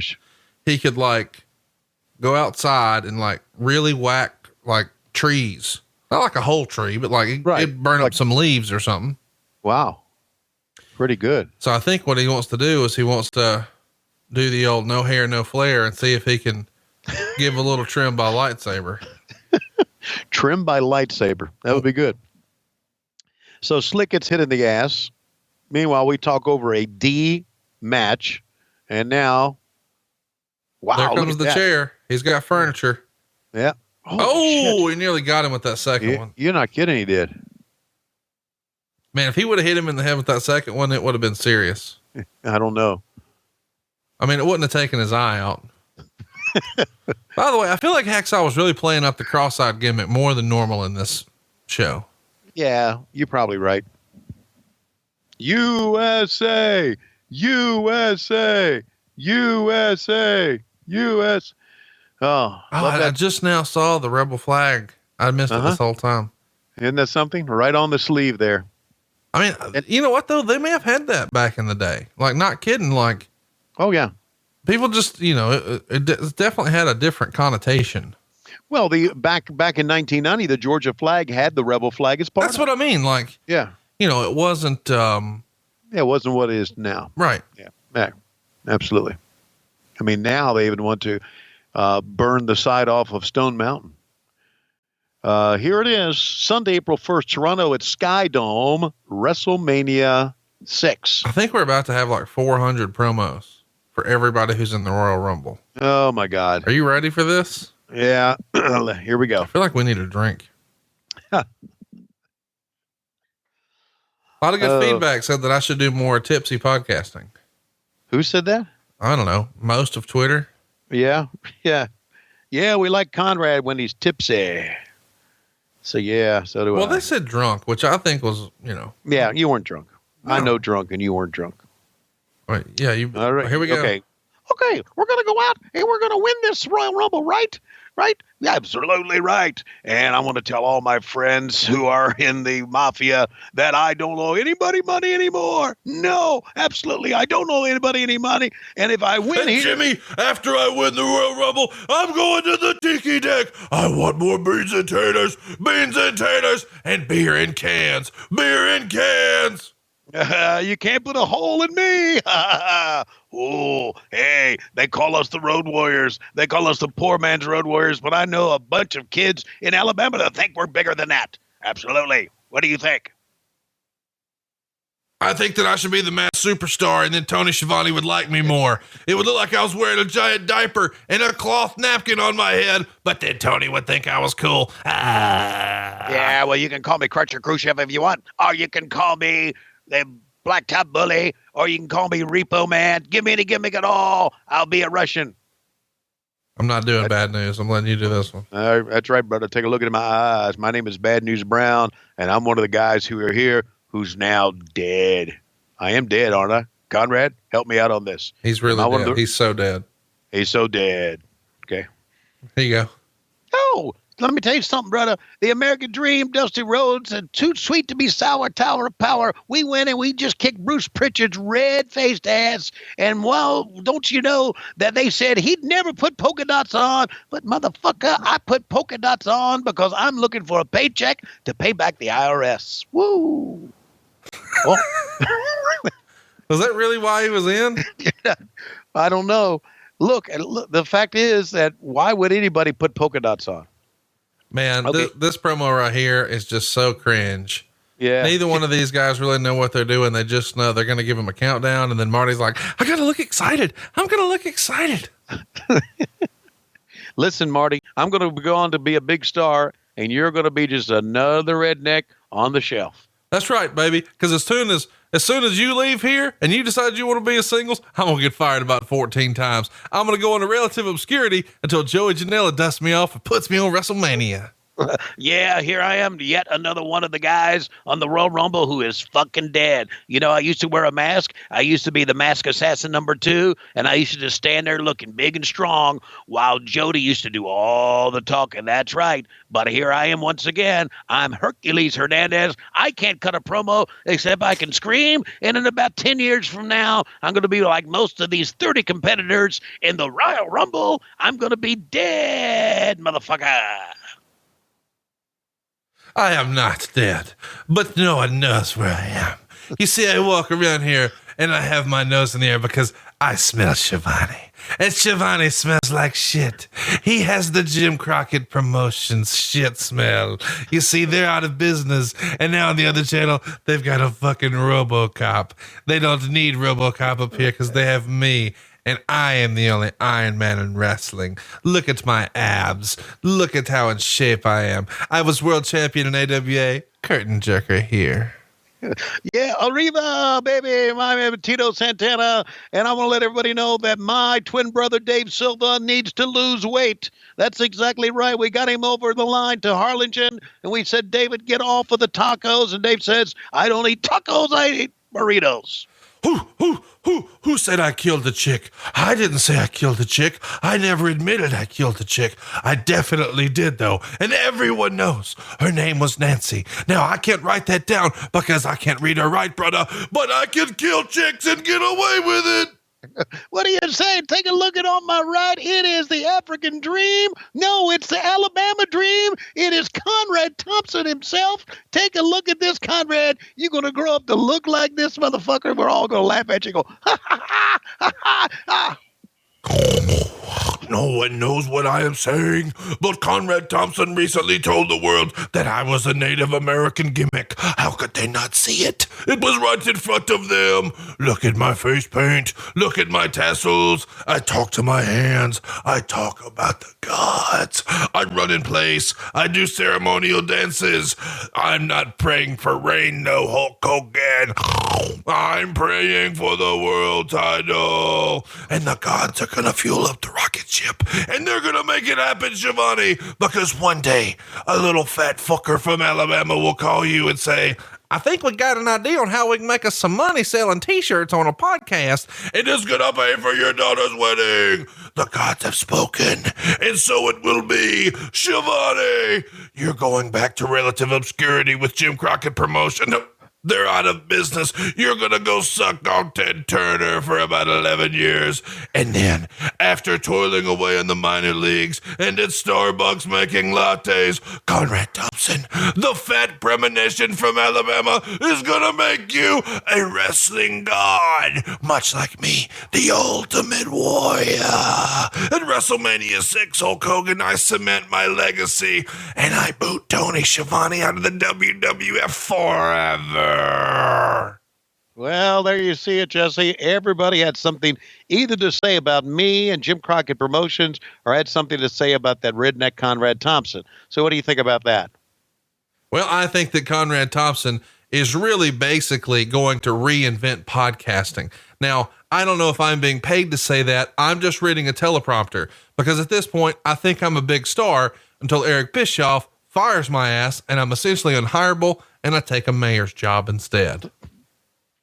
That's it from Jesse the Body Vet. Oh, yeah, the Macho Man Randy Savage talking about my brother. Yeah, that's right, Lanny Poffo. They say he can suck his own dick. And I say, I don't give a shit if he can or not. The fact is, he never had as much pussy as I had. And I even had pussy when I was married to Liz. Because I'm on the road. I'm the Macho Man. Oh, yeah, absolutely. And I fucked a lot of women before. But I never fucked a promotion like Hulk Hogan did. No. I always did my work. I was always one of the great professionals in the business. That's exactly right. Did you ever hear the story about me and Eric Bischoff in a hotel room together in Las Vegas? I was naked. That's exactly right. I was naked. I only had hair on my head, had no hair on my scrotum, had no pubes, had no chest hairs at all. And Eric Bischoff looked at me and says, I've got to renegotiate a contract with this. And I said, absolutely you do, because I'm going to make a lot of money, and I want to make as much money as I can for this company before it goes out of business. Yeah. Oh, I tell you one thing. I am Mr. Fuji, and unfortunately for me, my wrestling career come to an end. Instead, after this, I go work in Jack Shack at Tennessee. That's right. You little perverts, you little slapdicks, you come in. Yeah, well, let me say a few things about my dad. I want to tell you a few things about my sister.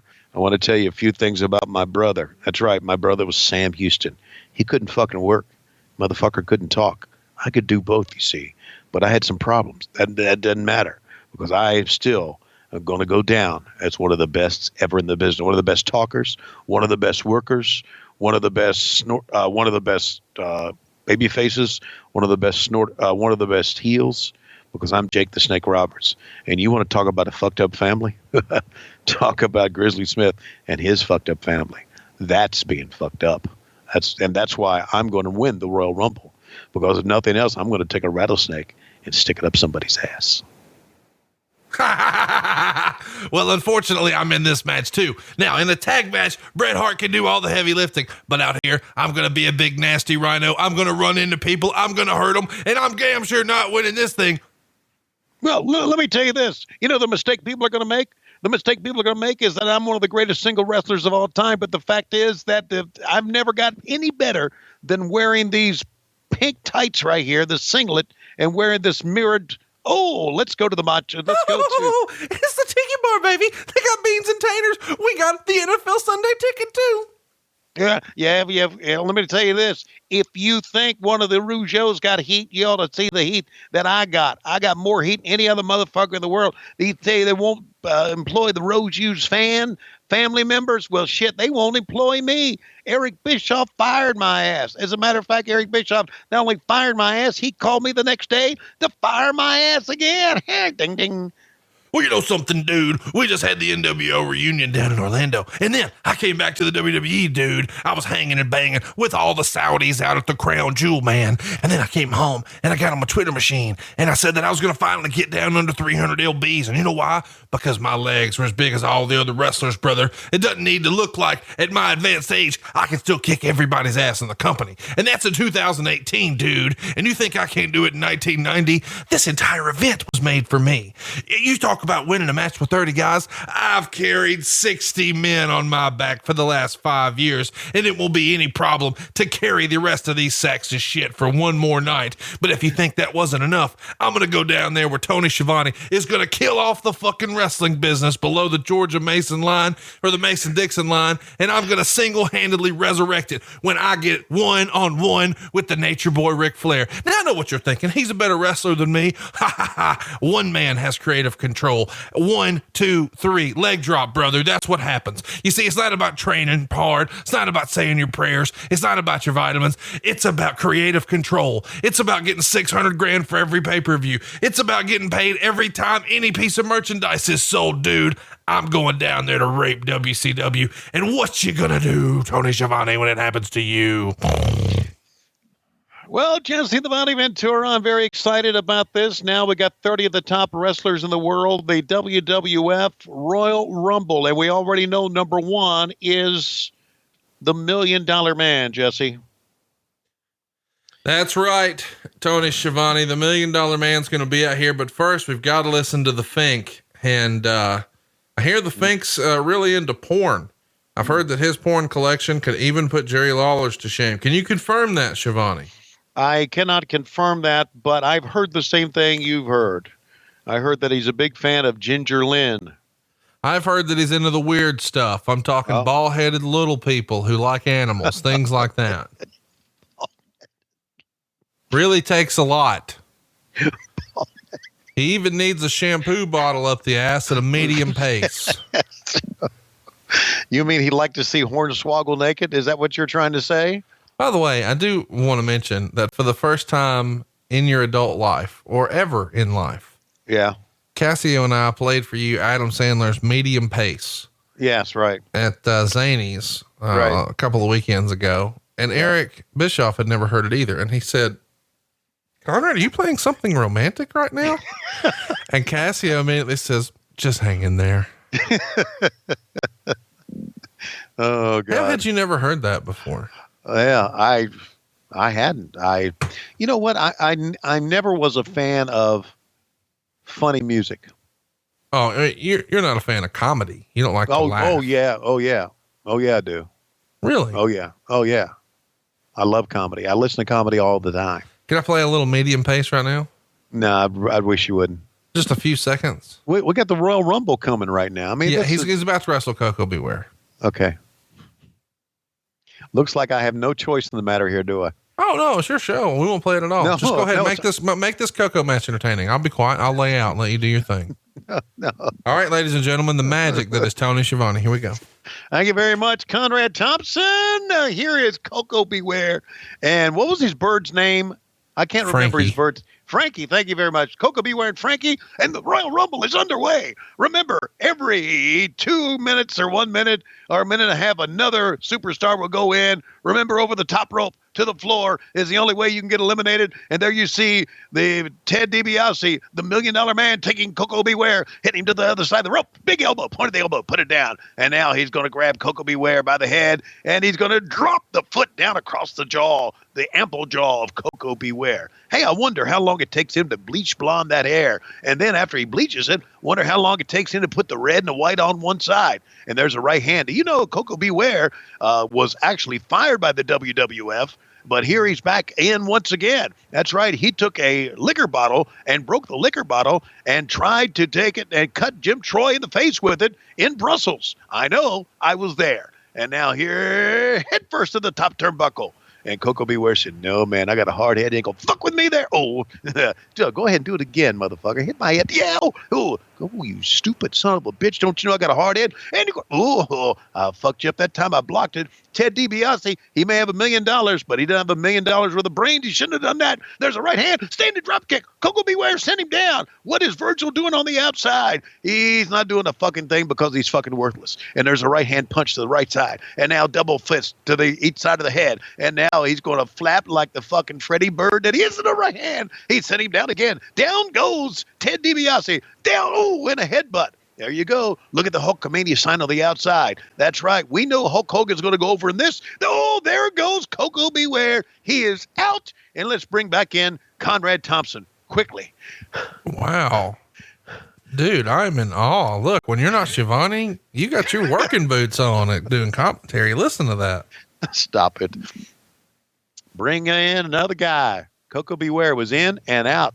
Teach his ass to try to cut up somebody in the front office. By the way, let's talk about that. Yeah. What a great gig it must be to go out, make your entrance, 2 minutes, you're done working. Yeah, I know. And here comes Marty Jannetty. Absolutely. Let's beat the fuck out of him right now. He was fired on the way to the ring, rehired once he got in the match. Oh, but he's a rocker. Woo. You know, didn't you always see them as, well, yeah, I'm a Crockett guy. I got it. But didn't you kind of see the Rockers as kind of a Rock and Roll Express knockoff, ripoff? No, I think the Rockers were a much, much better team. Really? No. But here's the thing though. The Rock and Roll Express, I felt like, they were hurt for the Rockers existing because the Rockers were on a much bigger scale. They were on a much bigger stage.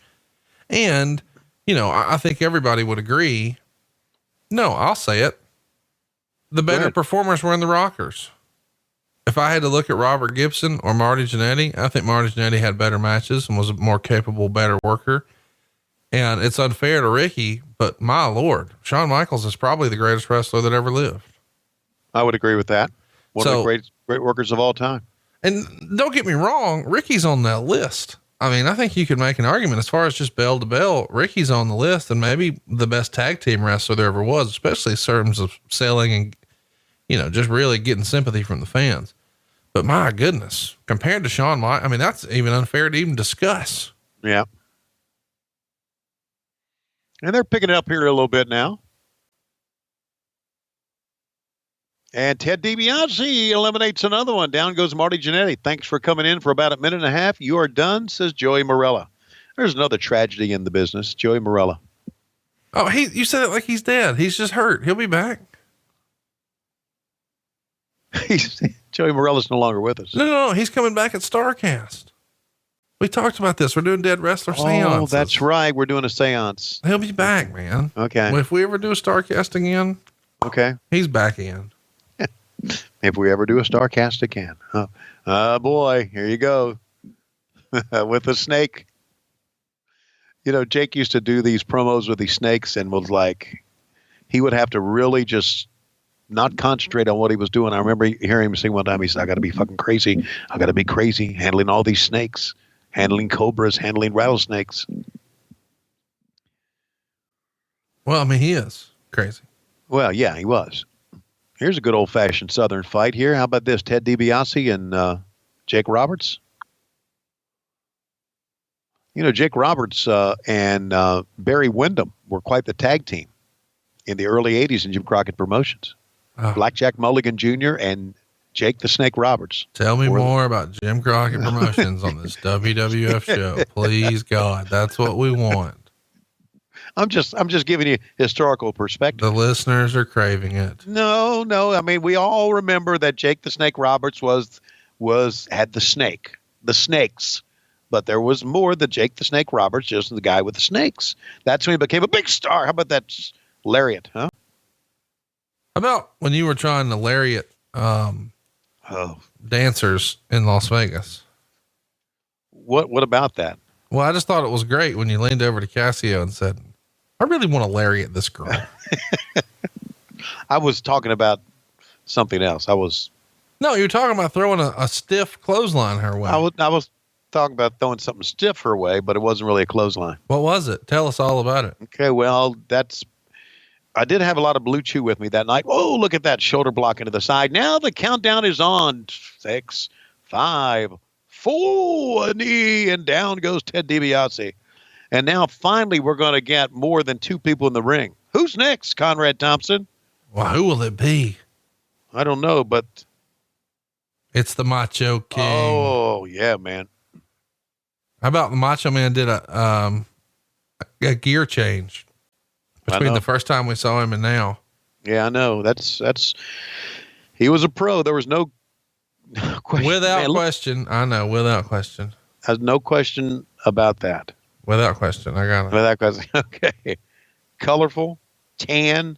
He can go, man. He can work. Look at that. Wow. At a medium pace. All right. 2 on 1. Yes, sir. Taking care of Jake the Snake Roberts. And I loved these old Royal Rumbles. These are so fun. Was it true? And I should know as well as you do, but I don't. It's true that Andre was legitimately scared of snakes. You heard that story? Yeah, I've heard that. I mean, they played it up, he's scared of snakes, but he really, really was. Like, you know that I was 8 when this happened, when the show happened. Yeah, I know that, but that doesn't mean you don't know shit. I've read stuff, but I mean, everything I've ever read, you say is bullshit. So what do I know? No, that's not right. That's not true. By the way, can we just officially state there's a lot of people who are sort of on the fence. You don't hate Dave Meltzer. You like Dave Meltzer. Oh, I like him a lot. Yeah. I said goodnight to him the other night on Twitter. Did you really? Yep. Oh, by the way, can fans start submitting requests for who you should say goodnight to next, since that's your new gimmick? Yeah, I'm not really. Oh my God, here comes another dead guy.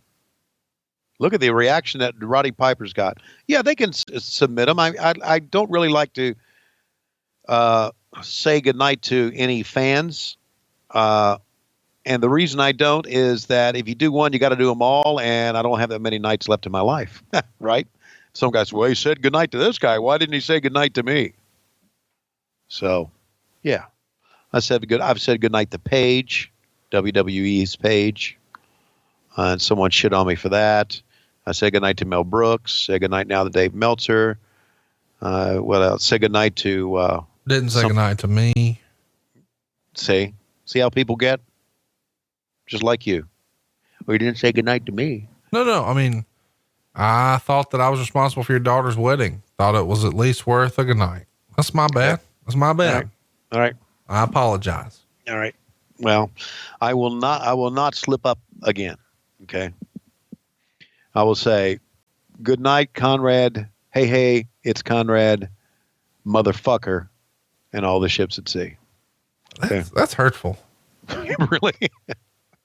Really? You think it's any hurtful of like you shitting on Jim Crockett Promotions for 2 hours now? I haven't shit on Jim Crockett. You shit on Jim Crockett Promotions. You've shit on me. You shit on our buddy out of North Carolina. Who? I can't even remember his name now. See, so it must not have been that bad. Oh. Look at the star power you've got in the ring right now. I know. I was thinking the same thing, man.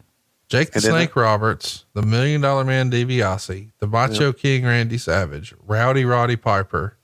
Oh, and the now Warlord. the Warlord. Which one of these is not like the other? Warlord was put into a pretty tough spot. Was he? Yeah, he was. He was just big and strong and powerful looking, but didn't have much charisma at all. And they tried their best with him. I mean, he really kind of looked like a road warrior, didn't he? Oh, I mean, he could have. Without question. Yeah. I mean, look, and he could have been a road warrior. Shit, if Joe Laurinaitis could have been a road warrior, any fucking buddy could have been a road warrior, right?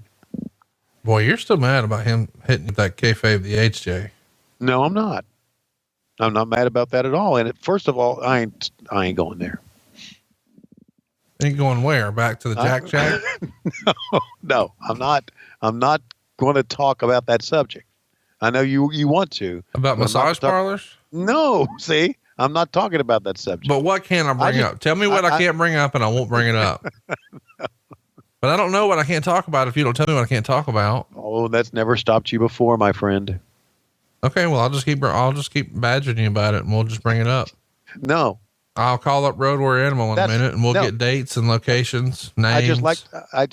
Joe was always a good guy to pick on. I'm picking on Joe. Okay.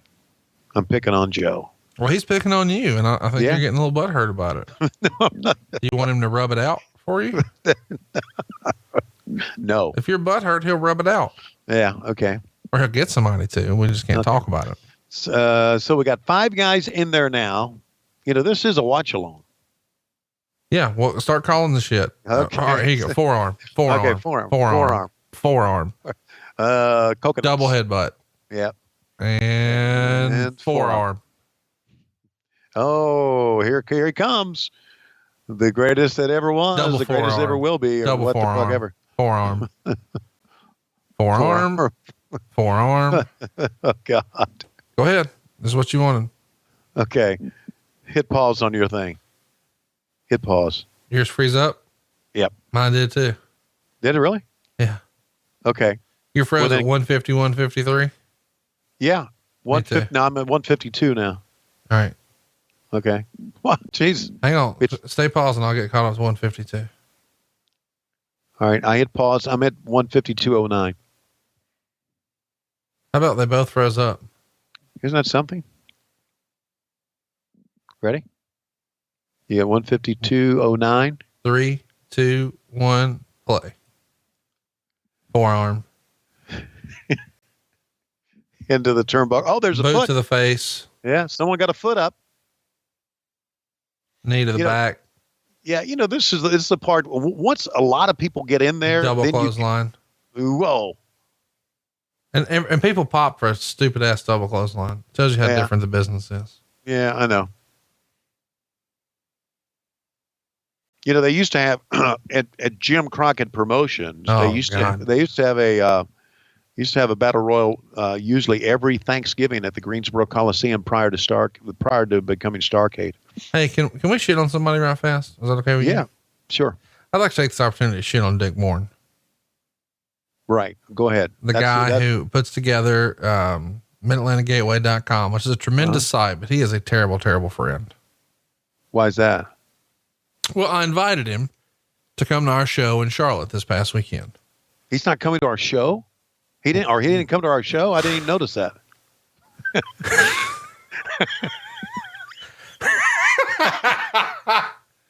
and he said, that's too far of a drive for me. I can't make it.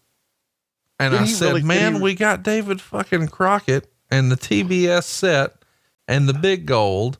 And Tony's got a jacket that's been embroidered to say JCP. And you can get your photo on what looks like the old TBS set with a Crockett and Schiavone and the big gold. Yeah, that's too far. And so then I'm like, well, listen, if you change your mind, I'll leave tickets at will call. He's like, tickets? I don't think I need tickets. And I was like, did you buy tickets? You shouldn't have bought tickets. I would have given you tickets. He's like, what are you talking about? Thanks for listening to the podcast, Dick Bourne. Wow. He doesn't listen to the podcast where we put him over, talk so lovingly about him. So he won't listen when we shit on him either.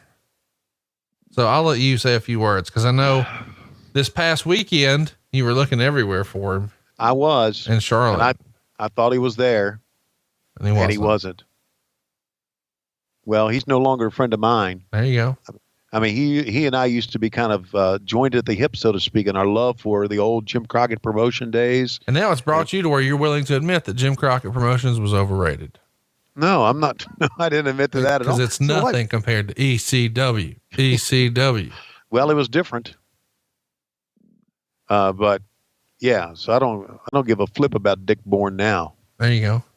I like that you're cleaning it up too. Let's go the rest of the show without cussing. Let's just say fun words like flip, fudge, mother fudger. No, we're getting crazy now. Okay. Forearm.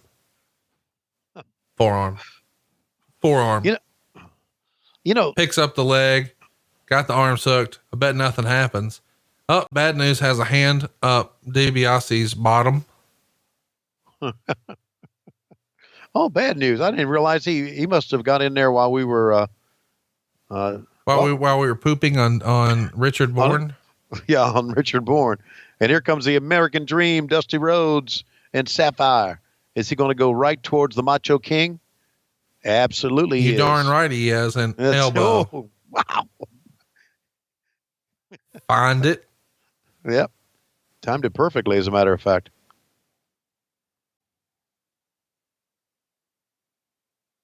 Oh man. Dusty had some sort of charisma, man. Can I just tell you that one of the missing pieces of my collection, I really, really want a Dusty Rhodes polka dot pair of tights.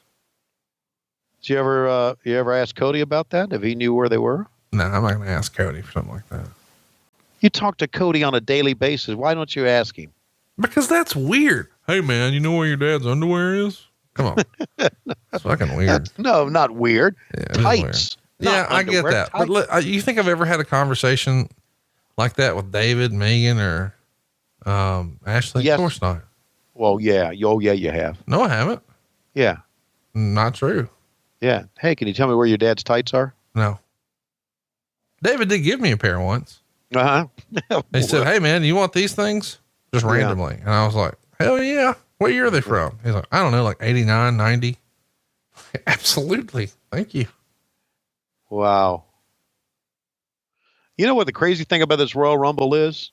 We've got about 7 hours to go. Yeah, we got about 40 minutes to go in this thing, man.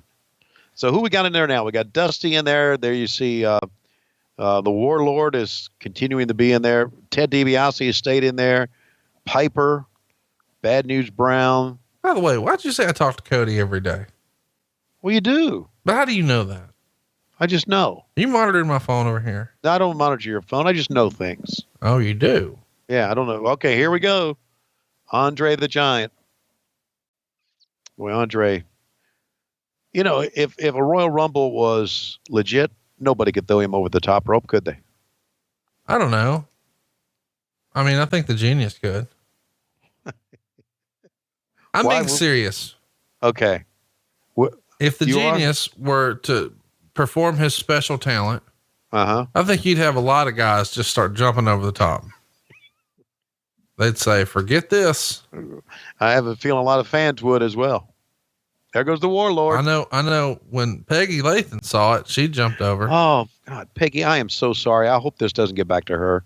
Oh, Peggy's, it's going to get back to her, but I don't care. She's friends with Richard Bourne. and they're dead to us now. Yeah. By the way, did you hear that somebody is bringing back Fan Fest to Charlotte? No. It's not Greg Price. It's a guy named T-Mart. Like Kmart, but with T. T-Mart. Yes. What's his claim to fame? Is he from the area? Is he from the Charlotte area? I don't know. Oh, don't tell me you don't. You know all this. You know everything. No, I don't. No, I don't know. Oh yeah, you do. Let me give you a perfect example. Hey, Conrad, I'm looking for so-and-so wrestler. Do you know how to get in touch with him? Yeah. And all of a sudden his number appears. I mean, you know everybody. You are more plugged in. Do you realize that I just promoted the biggest convention of the year though? So that's how I have all these guys' numbers, because randomly new numbers I've never seen before would pop up in my phone and they'd say, hey brother, I happen to be in Chicago. Okay, come on. Okay. All right. So tell me now, what do you know about Kmart? It's T-Mart. T-Mart. Yeah. Okay. I know that it's the same weekend. I think it's the first weekend in August. I might be wrong, but it's happening in August in Charlotte. Oh God, look at this. At the same hotel. I'm sorry. It's August 15th through August 18th. And they're calling it, well, I don't know what they're calling it, but it's T-Mart. All right. So imagine like the letters to Walmart. Yes. But just make it T-Mart. Right. There you go. Do you see the Red Rooster make his way in? Strutting in? Tried to block it out. He'll probably be in Charlotte. Oh, I'm sure he will. I'm probably going to go and just set up at the bar like I used to when Greg Price did it. Yeah. That's some of my favorite wrestling times, by the way. That's where I met this wild collection of friends like Mark Nielsen and Jeff Jewett and Super Dave and Hancock and Mark, I think I said Mark Nielsen. I count him twice here, just like I do in my dreams. Right. And anyway, I met all those dudes at NWA Legends Fan Fest, and me and Brian Rogers, who used to be friends with Richard Bourne. Yeah. But when I tell him about how Richard has just disrespected us, he'll probably turn his back on Richard as well. Anyway, we used to set up camp, us two and Bruce Mitchell, and we would just drink Miller Lite in the same 3 bar stools for 3 days straight. It was great. And that's where you first saw Tony Schiavone. And that's where our friendship, I didn't know you back then, but that's where our very close friendship began. Yeah. I saw you on stage making everybody laugh, and I felt a tingle in my nether regions. not in the front, in the back. Oh. No, not there. In my wallet. I was like, I can make money with this Yankee. Cause that's what you are. You're a Yankee. Yeah. We talked about that last week though. You're from Virginia. Yeah, I know. We've talked about that, and I am not a Yankee. Yeah, you are. No. Oh God, throw the Red Rooster out. Get this over with. Do you think he's stooging off somebody already? What's that? Do you think in this match? How many people do you think Red Rooster has stooged off already? Oh my! He's stooged. He'll run the back and say, "Well, I told him to go over the top. He said he's not going to do it, and I told him you wanted to do it, and he said he wouldn't do it." And well, I can just hear him right now. Now they're getting his fucking Red Rooster ass out. Bill Eadie is in. The Masked Superstar. Ugh. had a great angle, with the Mighty Igor, and his manager was Professor Boris. What are you talking about? Professor Boris Malenko. It's something that I and that guy who used to be our friend named Richard Bourne, he would remember. You just hit me with Professor Igor. Can we not talk about the American Dream, Dusty Rhodes, who's in the ring right now, and you're talking to me about Igor? The Mighty Igor and Professor Boris Malenko. There was an angle where he took Professor Malenko's lit cigar and stuck it in the eye of the Mighty Igor and burned his eye. He had to wear a patch. And that started a feud between the Masked Superstar and the Mighty Igor. What if I started calling myself the Mighty Conrad Thompson? I'm sure some people do. I'm just saying, if Brian Last could call himself the Great Brian Last, I ought to be able to call myself the Mighty Conrad Thompson. Right. Well, you got Super Dave. Yeah. Right? And who made his ass super? You know what I mean? Yeah, right. Exactly. He ain't super. Right. Just regular Dave. Yeah. And Might even be mean, little Dave. yeah, right. And Vertically challenged Dave. Yeah. You know what? That's different from the name he had in high school. He was VD Dave. I don't know what that means. I don't either.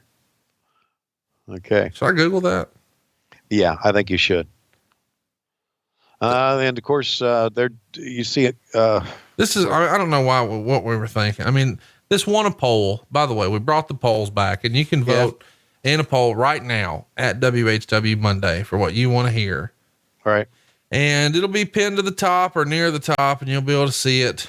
But it's on Twitter. But still, it's like, man, you guys wanted a Royal Rumble watch along, and I hear you. You like WWF, roll tide.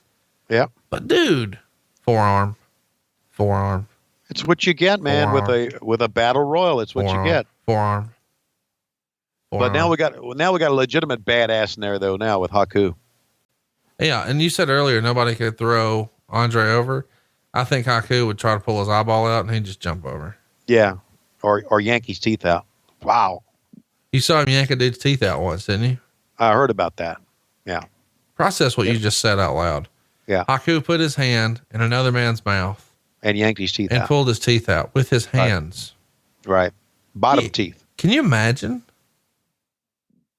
Like, I mean, that's Danny Hodge level hand strength. I know.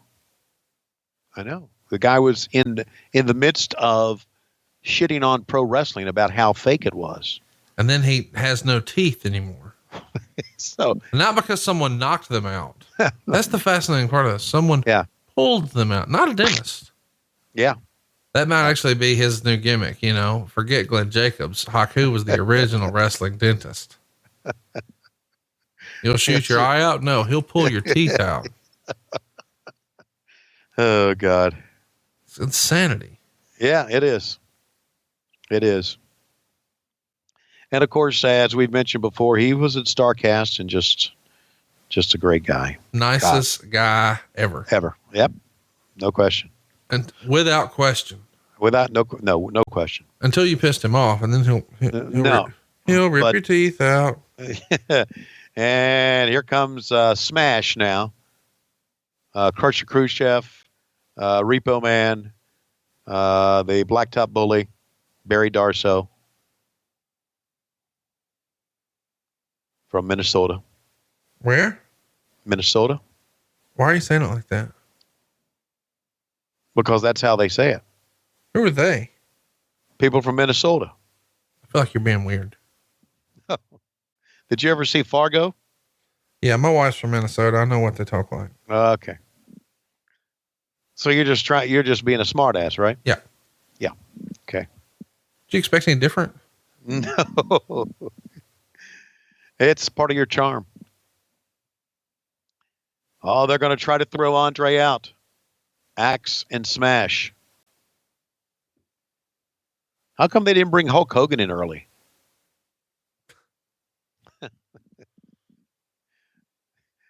Anybody?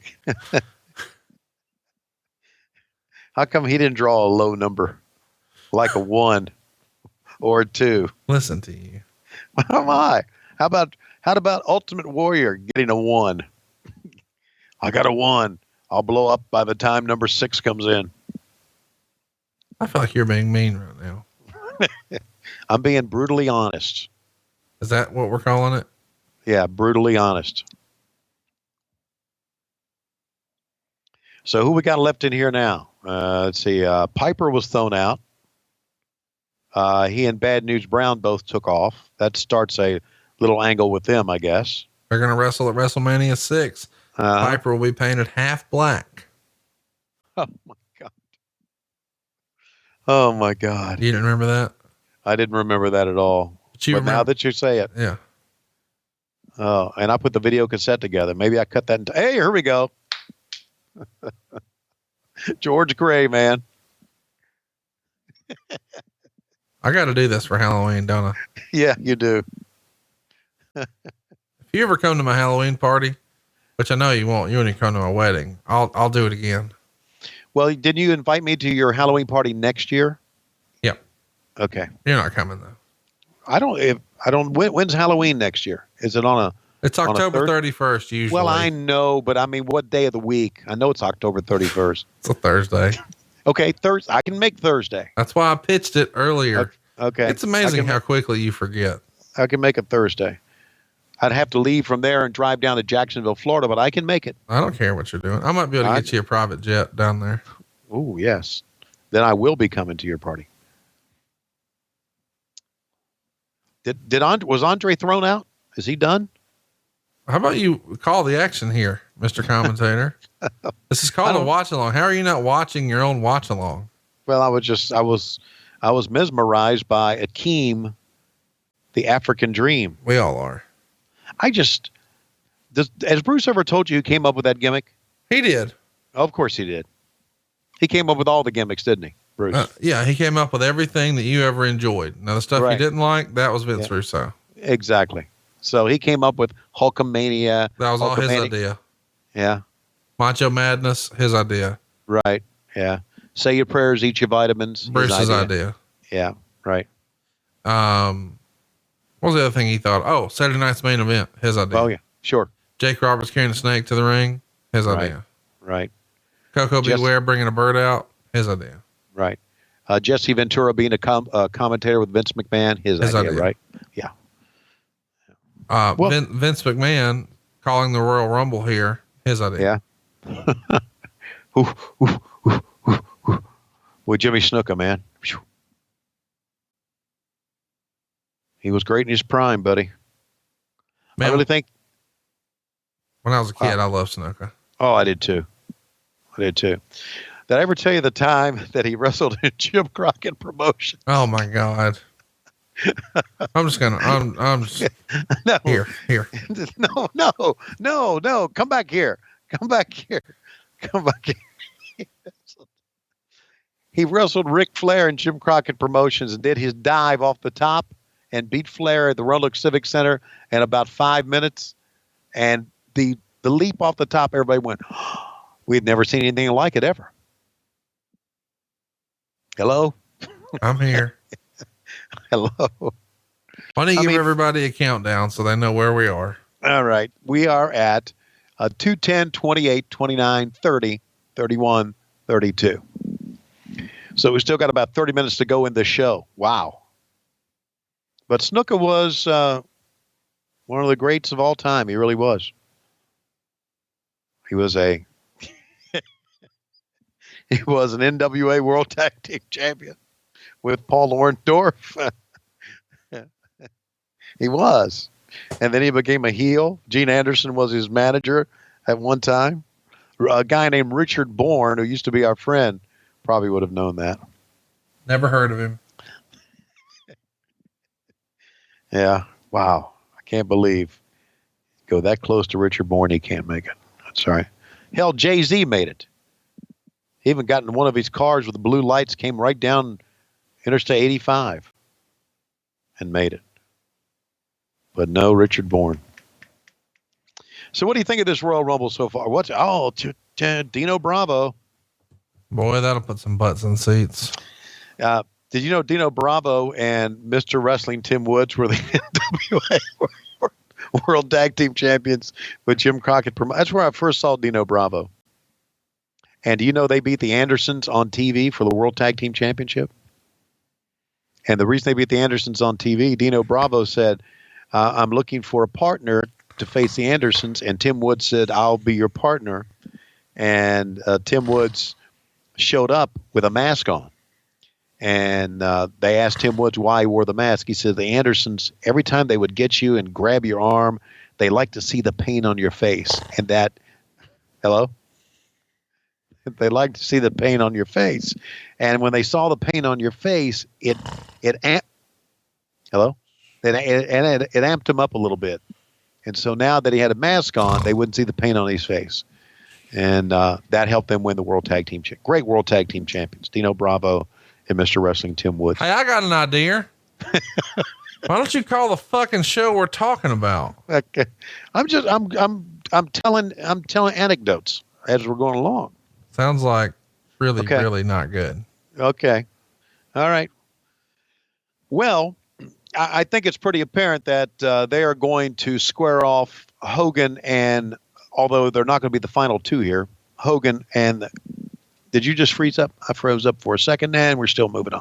We're at 2:13:03. And, I got this new business internet that you've talked so much about. Why would it freeze up with the business internet? Anyway. Are you there? One, Yeah, I was. two. Okay. 3, 7, 6, 5, 4, 3. What are you doing? 2. Counting down. Go. Who's next? Ooh. Now, you really liked Earthquake, didn't you? Oh, he was the best, man. You really did. I mean, as a shoot, right? I mean, he wasn't my favorite wrestler, but man, his angle with Hulk Hogan later this year was tremendous. Really? Yeah, hell yeah. Okay. I can't understand why you would like Earthquake and not like Greg Valentine or Rugged Ronnie Garvin. Well, because he ended Hulkamania. And Ronnie Valentine just ended the prestige of the NWA World Title. That's what Ronnie Valentine ended. Okay. Well, Dusty Rhodes is out now. And now Axe and Smash, they are back into, they can work as a tag team during this, right? They can work together. Without question. Yes. I thank you very much. Oh. Look at this. Oh. Out goes Axe. Miyamo. Oh. You just jump up and down. I'm mad. Yeah. And then Haku looked at him and said, "You want to fuck with somebody mean, big boy?" Without question. Yeah, John Tenta. Oh, call the spots. At a medium pace. Dino Bravo trying to get Smash out. Look at Ted DiBiase still in there. So DiBiase was the first one in, right? And he is still there. Yeah, they're making him the Iron Man here, but yeah, it's just going to get him Jake at WrestleMania. Well, they always would, not always, but you would most of the time see a guy who was a pretty darn good worker, had great conditioning, stay in a battle royal for a long, long time. Here comes Jim the Anvil Neidhart. Without question. Hey, that's kind of repetitive. You saying that, Oh, I'm sorry. Forearm. Okay, forearm. Oh, wow, clubbing forearm. Forearm. Oh, big forearm. Look at these big forearms. So you love these Royal Rumbles, right? No, as a kid I did. Now as an adult, Luke Gallows just fucking ruined them for me. I can't even pretend to enjoy them anymore because I'm just like, man, they're not doing anything. He was right. Why did I never think of this before? Yeah, look at this. This is a pretty good spot here. A guy this big, it takes everybody. That's me on my bachelor party. Yeah, that was. Get up, Conrad. They're here. They're here. They're here. My God. Wake up. The insinuation. They're here. Wake up. Get up. They're here. Don't just lay there with one eye open. Wake up. They're here. They're here. My goodness. They're here. They're here. Why does that tickle me? I don't know. They're here. My baloney has a first name. It's OSCAR. Shut your mouth. My baloney has a sec. Well, look at this. Pick up. Double atomic drop. Oh, yeah. Ted DiBiase's still in there. Andre is out. Earthquake is out. Piper is out. The Macho Man is out. Dusty Rhodes has been eliminated. Kayfabe the HJ. Without question. There's no wrestler named Kayfabe the HJ. And here we go. Oh boy. He's blowed up already. And the fans were into this shit too, man. They loved it. Were they? Didn't they? Why do you think they did? I mean, Why do I think they liked it? yeah. Dino Bravo's out. The fans are just into his shit, man. They really popped when he made his way in. I mean, I know he looked great. He had a great body, great physique. I don't. So know what don't you understand? Okay. Just asking. I don't know. I mean, why would you like the Ultimate Warrior and not like Greg Valentine? Just a question. I'm gonna fucking hang up on you. I don't even want to be your friend anymore. This is our last podcast. No, I'm asking. I'm questions. done. I'm done with you. I'm not saying that I do. I'm just asking questions. I do. Listen, man. I think I do. I'm just asking questions. Just answer the question. No. Okay. I do. I mean, you get the Ultimate Warrior. You're clearly not a wrestling fan. You're just a fucking baseball guy. You're here to siphon off. You're here to Lanny Poffo off those wrestling dollars. Wow. You're here to Poffo them off. Poffo them off. Is that our new word? Poffo off. Are you okay? Yeah. Poffo. Yeah, I'm fine. Hey, I'm having a great time. I mean, I'm going back and reliving some of my moments of Jim Crockett Promotions in the midst of the Royal Rumble. No wonder they got fucking rid of me. Truer words have never been spoken. Get rid of this redneck. Send him back to the South. Oh, here comes Rick Zemato Martel. Did you say Zemato? Zemato. That's without question. I did. Zemato. Oh man, he was a good performer too, man. Rick Zemato. God. How you say? How you say? Zemato. Oh, Pepe Le Pew. Mademoiselle. Oh boy. Now the Warriors got to slow down here a minute. There you go. Shake it off. Take it off. Grab Haku. Forearm him. Neidhart. I guess Bret Hart's out too, isn't he? He came in earlier. But you notice how Ted DiBiase is still in the ring? My God. He's the Iron Man here, man. Well, you get 30 men at 2-minute intervals. You got an hour's match. So, good God. Have you decided when we do our wrestler seance who we're all going to bring back? I mean, I've been thinking about this. Who would you like to? I think I'd like to bring back the Ultimate Warrior and the Macho Man. Okay. There's two. Heenan. Okay. And pick one more. Dusty? Dusty. There you go. I think that'd be fun. Yeah, it'd be a lot of fun. All right, who we got coming in now? That's Tito Santana. And the fans didn't buy this at all. Tito was a good guy, had a lot of charisma, but they just kind of weren't into that, were they? Nope.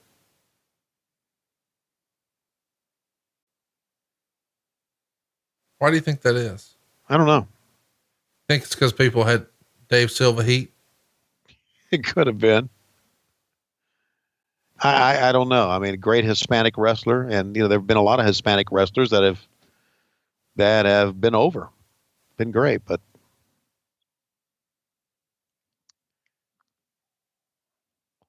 did Tito ever work in Jim Crockett? No, I don't think he did. I think he just kind of exclusively worked up north, didn't he? In the WWF? No, Tito worked all over. Did he really? Yeah.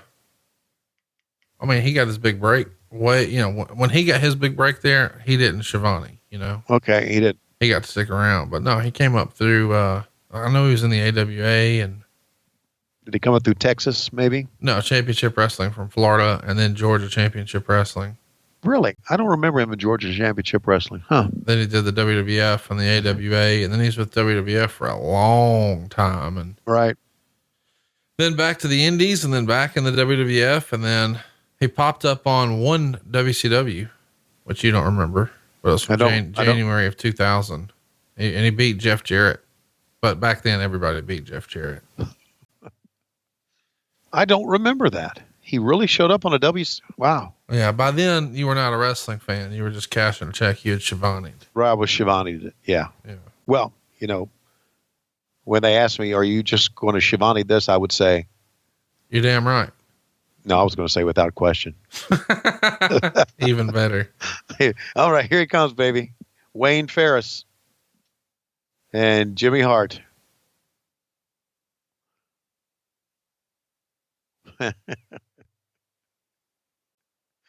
Wow. Completely missed that punch. Without question. Yeah. Jimmy Snook is still in. This had to be a very difficult thing to book. Really, if you think about it. I mean, everybody knew their number when they were going to go out. But as far as you just had to improvise a lot of shit, right? Yeah. There goes Neidhart. He's out. I mean, they obviously had the spot picked up where they all picked up Earthquake and threw him out. But I always thought it was kind of a difficult thing to be able to book and to work. And there goes DiBiase. Wow. And the fans reacted because he had stayed in for so long.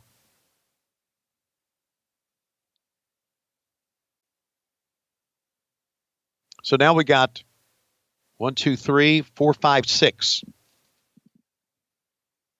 in, and we got about 20 minutes or so left in this pay-per-view event. So about 10 more guys will be showing up here. Hogan's yet to come in.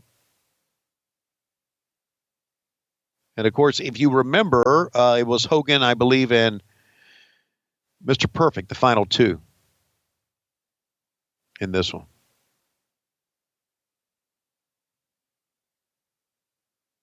I remember having a meeting with Coliseum Video, and they were asking Vince about WrestleMania 6 and what is going to happen at WrestleMania 6. What have we got?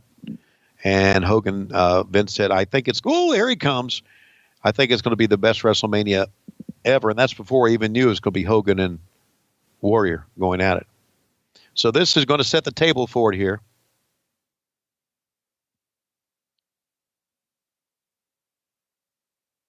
Ooh.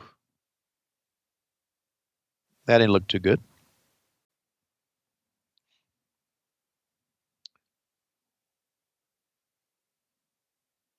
And now, Hogan working on Haku. He's going to get rid of him. The Bigfoot. Haku takes the big bump.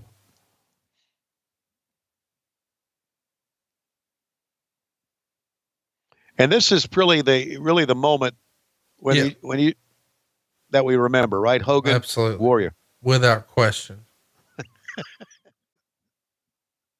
I'm just gonna keep fucking doing it. I don't care. Funny. Why is it so funny? Do you know why it's funny? I don't. Like at this point, it's just fucking funny.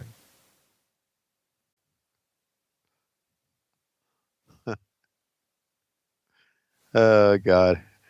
I just sent Dick Bourne Richard Bourne. Richard. Yeah, I just sent him a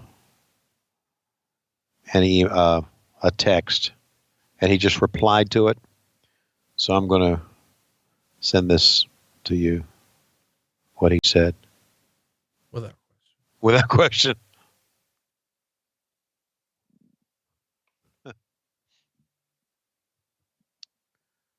Yeah, Richard Bourne. That was his answer.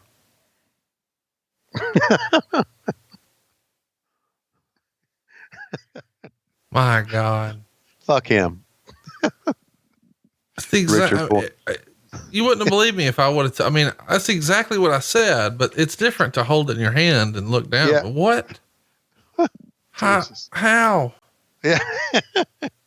How do you really not know? I don't know. You know? Yeah. Here, look at this. Whoa. Now here's the big moment. Hogan. Man, goosebumps as a kid right here, dude. Yes, sir, buddy. They played it up really, really well.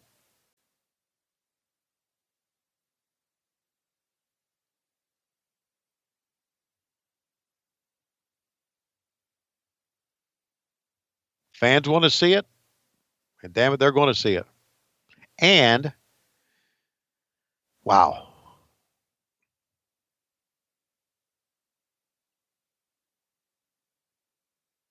You know what also made this moment great? What? The fucking commentary did. Oh, yeah. Yeah. But yeah, we can't get any hint of that here with you, right? No, I don't think I can recreate the excitement. Oh, that I felt. Very good. Very well done. Heenan's still out there. How about that? You see, that's cool. That means Heenan wants to see what's going to happen as well. One of those subtle things. Without question. Thank you. You're welcome. So they'll just wait until somebody else comes in the ring. Oh, Tommy Young. Don't let him get up, son. There you go.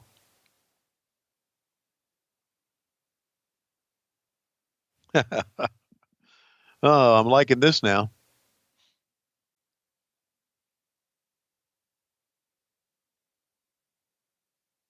The Barbarian. So now everybody's out but the Barbarian and Hogan. I can't remember how the Warrior went out, though. And I should remember because it had to be a big moment.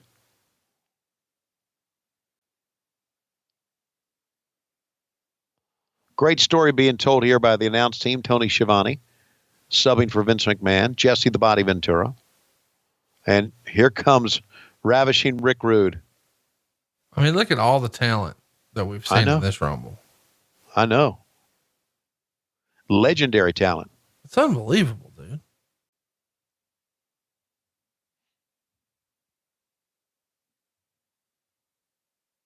It was really a great time. It really was. It was a great time for the WWF. When do you think Hulkamania? Here's a question, because you were a kid and this gave you goosebumps. When do you think Hulkamania started going downhill? Was it after he lost it to the Ultimate Warrior? Yeah, I mean, I think it took a dip right there a little bit, but I mean, I think you could argue that it peaked at 5. It was already down a little bit by 6, but it was way down by 7. Right. And I don't know that after the WrestleMania 7 with Slaughter, it ever got back. Right. You know, it was certainly a disappointment. 8 was down. 9 was way down. You know, he was gone by 10. Right. Well, yeah. So, you know, as you know, nothing lasts forever, but we was trying to think about the history of Hulkamania, when it was at its peak, when it started to decline. I mean, it was still obviously very hot here. And obviously it was very hot while I was there. And I was there for WrestleMania 5 and 6. So, and that was he and Savage in WrestleMania 5. Oh, how about that? Hogan. There went the Warrior. So Hogan was the reason the Warrior was out. That crazy. That is crazy. Well, he's supposed to be out. Get his ass out of there. He just runs in the back. Okay, I'm gone. Everybody's like, where the fuck did he go? He just, oh God, he just jumped down and ran away.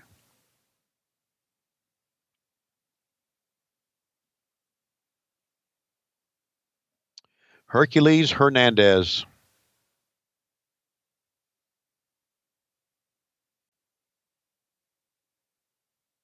Ray was a good guy. Did I tell you about the Assassins 1 and 2 and Jim Crockett? My God. What are you even doing at this point? Had a great feud with Jimmy the Boogie Woogie Man Valiant. Yeah, they did.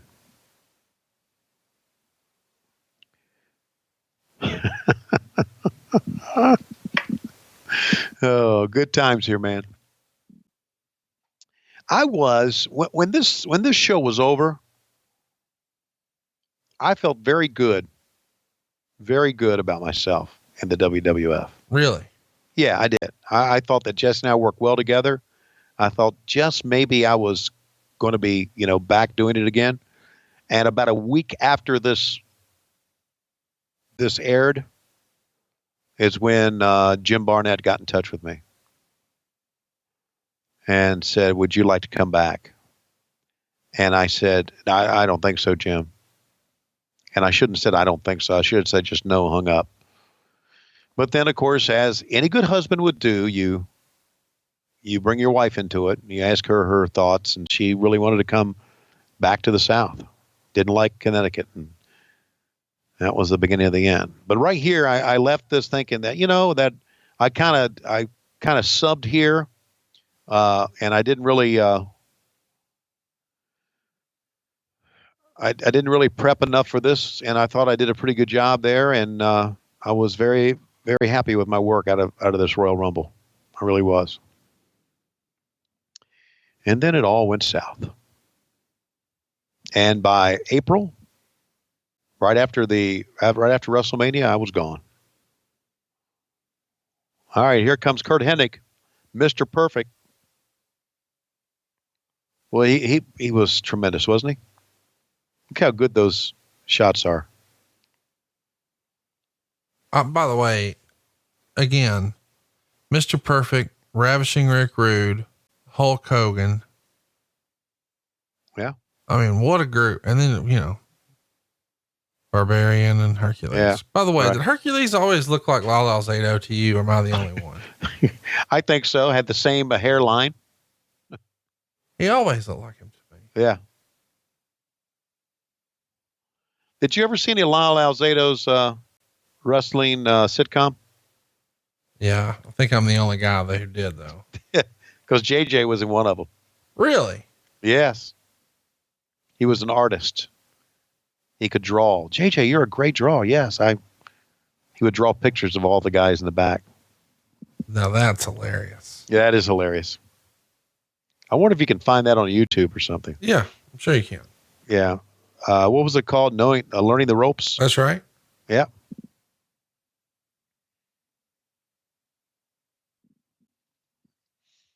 And of course, like everything that's wrestling spinoff, like Ready to Rumble, any movies that have a wrestling an R-less episode, all of them are really kind of shit on. Why do you say that? Why do you feel that way? I don't know. I don't know why. I don't know why someone couldn't do a legit wrestling movie. Why can't someone do a movie that's really good about wrestling? With a wrestling. You didn't think No Holds Barred was good? I'm being serious. I love No Holds Barred. It's the greatest wrestling movie there ever was. No, really? Yeah. Did you ever see Alex Karras in Mad Bull? No, was that a fucking Jim Crockett Promotions movie? No, it was not. I didn't see that. Okay, maybe I'm wrong. Maybe The Wrestler with Mickey Rourke was good. No. You didn't like that? No, it was fine, but you didn't like seeing Marissa Tomei's boobs? I want to suspend disbelief. No, Okay.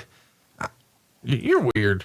No, I'm not weird. I love Marissa Tomei, and the fact that I got to see her boobs in that movie, to me, was the high spot of the whole movie. Even the way you say that word is fucking weird. What, boobs? Boobs. Or you had a stroke right in the middle. Lois, I want to see your boobs. Like as if you're not sure how to say it, like your ESL for a minute. How you say boobs? Oh, here comes Hulk. Here comes Hulk Hogan. Can you believe it? No, baby. Hulking up. Boobs. No, baby. Yeah. Wow. Speaking of boobs, didn't you think that Linda Hogan had big boobs? I think that this is a cool finish here because we've got Mr. Perfect being positioned as a top guy. Yeah, he's getting And, serious. you know, I think a lot of people assumed since he had been pushed as perfect and never lost and wins all of his matches. And Yeah. we see all the vignettes for the other sports and whatnot. He's doing everything perfect. To me, this is setting him and Hogan up perfectly. Pardon the pun. Uh-huh. But instead they put him with Brutus the fucking Barber Beefcake and Brutus beats him. And here's your Hulkamania will live forever. And how cool is that, man? That is cool. Look at those fans just losing their mind that he's fixing to show this off. And look at the crowd going nuts, dude. Yep.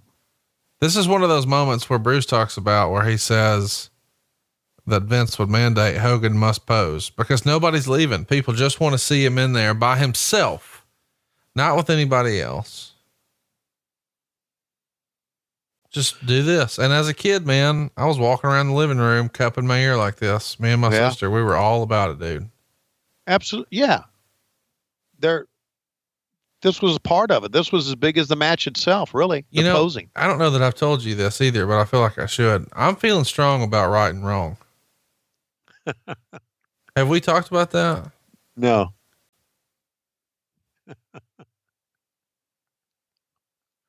Oh, great song. You know, Tony, when it comes crashing down and it hurts inside. Dun, dun, dun, dun, dun, dun, dun, dun. You know what I'm talking about. Yeah. It's the best, man.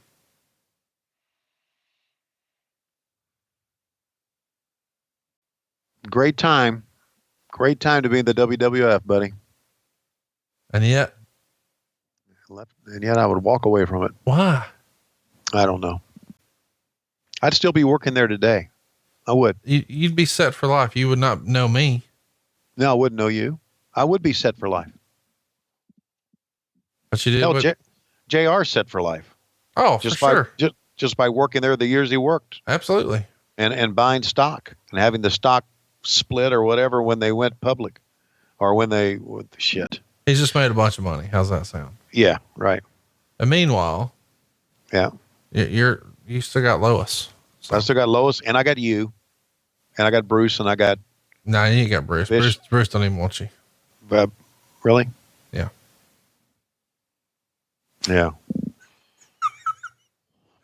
What? I don't know why that's so funny to me, but it is. What? They going, yeah. Just being, yes, you just being, okay. I get it. I don't want me either. I'm stuck with me. I'm stuck with me. Me's all I got. So. Yeah. You know what? I think it's kind of amazing that, and we've Royal Rumble, one of their biggest events, compare the graphics packages and the production that they have now compared to what they had back then. And back then it was still really good. How about this? Yeah. Them now, compared to them back then, looks like, y'all back then. What's that? When you're with the WWF, that would be like what WCW looked like compared to what the WWF or WWE looks like today. Yeah. I can't argue with that. I can't argue with that at all. Well, man, I didn't think we'd ever get through that one. Listen, there's another poll up. Please don't pick another fucking Royal Rumble. It's just hard to do, man. Yeah, it is. It is hard to do. But of course, Conrad, you make it all worth it.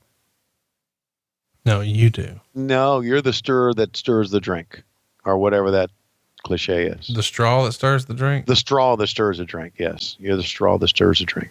Absolutely. So how old were you for in 1990? 8? I turned 8. I turned 9. Yeah, you're born 81, right? Yeah. Yeah. Yeah. Wow. Great moment. I'm glad to relive it. I had a lot of feelings about being able to go back and do that show and being able to work with Jesse, and it was a great time. It was a great time. Really was. That's going to be a great time next week when we're back, and thankfully we're not going to be covering a Royal Rumble, and I'm looking forward to doing it with you, man. This has been a fun little run of shows, and I'm ready for what's next. How about you? And what is next, Conrad? Have we decided yet? Well, it's on Twitter, and if you were actually following our account, you would know. Okay. So, that's your Early cue up. here. Fucking take us away. We're done now. The show is over. I'm going to hang up soon. Back in the day. Well, Tony, it's just about that time. And now you just say, let it fucking take us away. Fucking take us away. Please. Thank you, Conrad. And without question, this Royal Rumble is going to be one for the ages. It's Conrad Thompson going up against Richard Bourne. But wait a minute. Richard Bourne's a fucking no-show. Holy shit. But here comes JC with his Bojangles belt. And he comes into the ring with his pineapple suit and his white specs on. What in the fuck is going on? We're out of time. Thankfully, we do not have to call another Royal Rumble unless one of you pricks vote on it. See you next week on What Happened When on the MLW Radio Network, as well as on Patron. Promotional consideration paid for by the following. Oh, yeah. Everybody's talking about Conrad Thompson and Tony Schiavone, Time to get on the internet, yeah. Get onto your computers, yeah. Start typing away, yeah. You hit one button and you hit some more, yeah. Get yourself over to patreon.com/WHW Monday. And by LoisRules.com. Yeah, one of the top sites of pro wrestling tees. But check out LoisRules.com. Yeah, it's only there where you can get top selling t-shirts. Yeah, like Bill's Glass Bottom Boat Rides. Yeah, Suckers Gots to Know. Yeah, and Tommy Young. Yeah, not to mention Lois Rules looks just like the Hulkster. Yeah, and the Mega Powers. Yeah, like when they collided. Yeah, and let me tell you something, Hogan. Lois Rules coming after you. Yeah. And everybody talking about BoxingGimmicks.com. Yeah.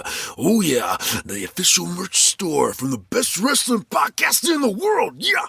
Something to wrestle with. My main man, Bruce Pritchard. Yeah, Bruce.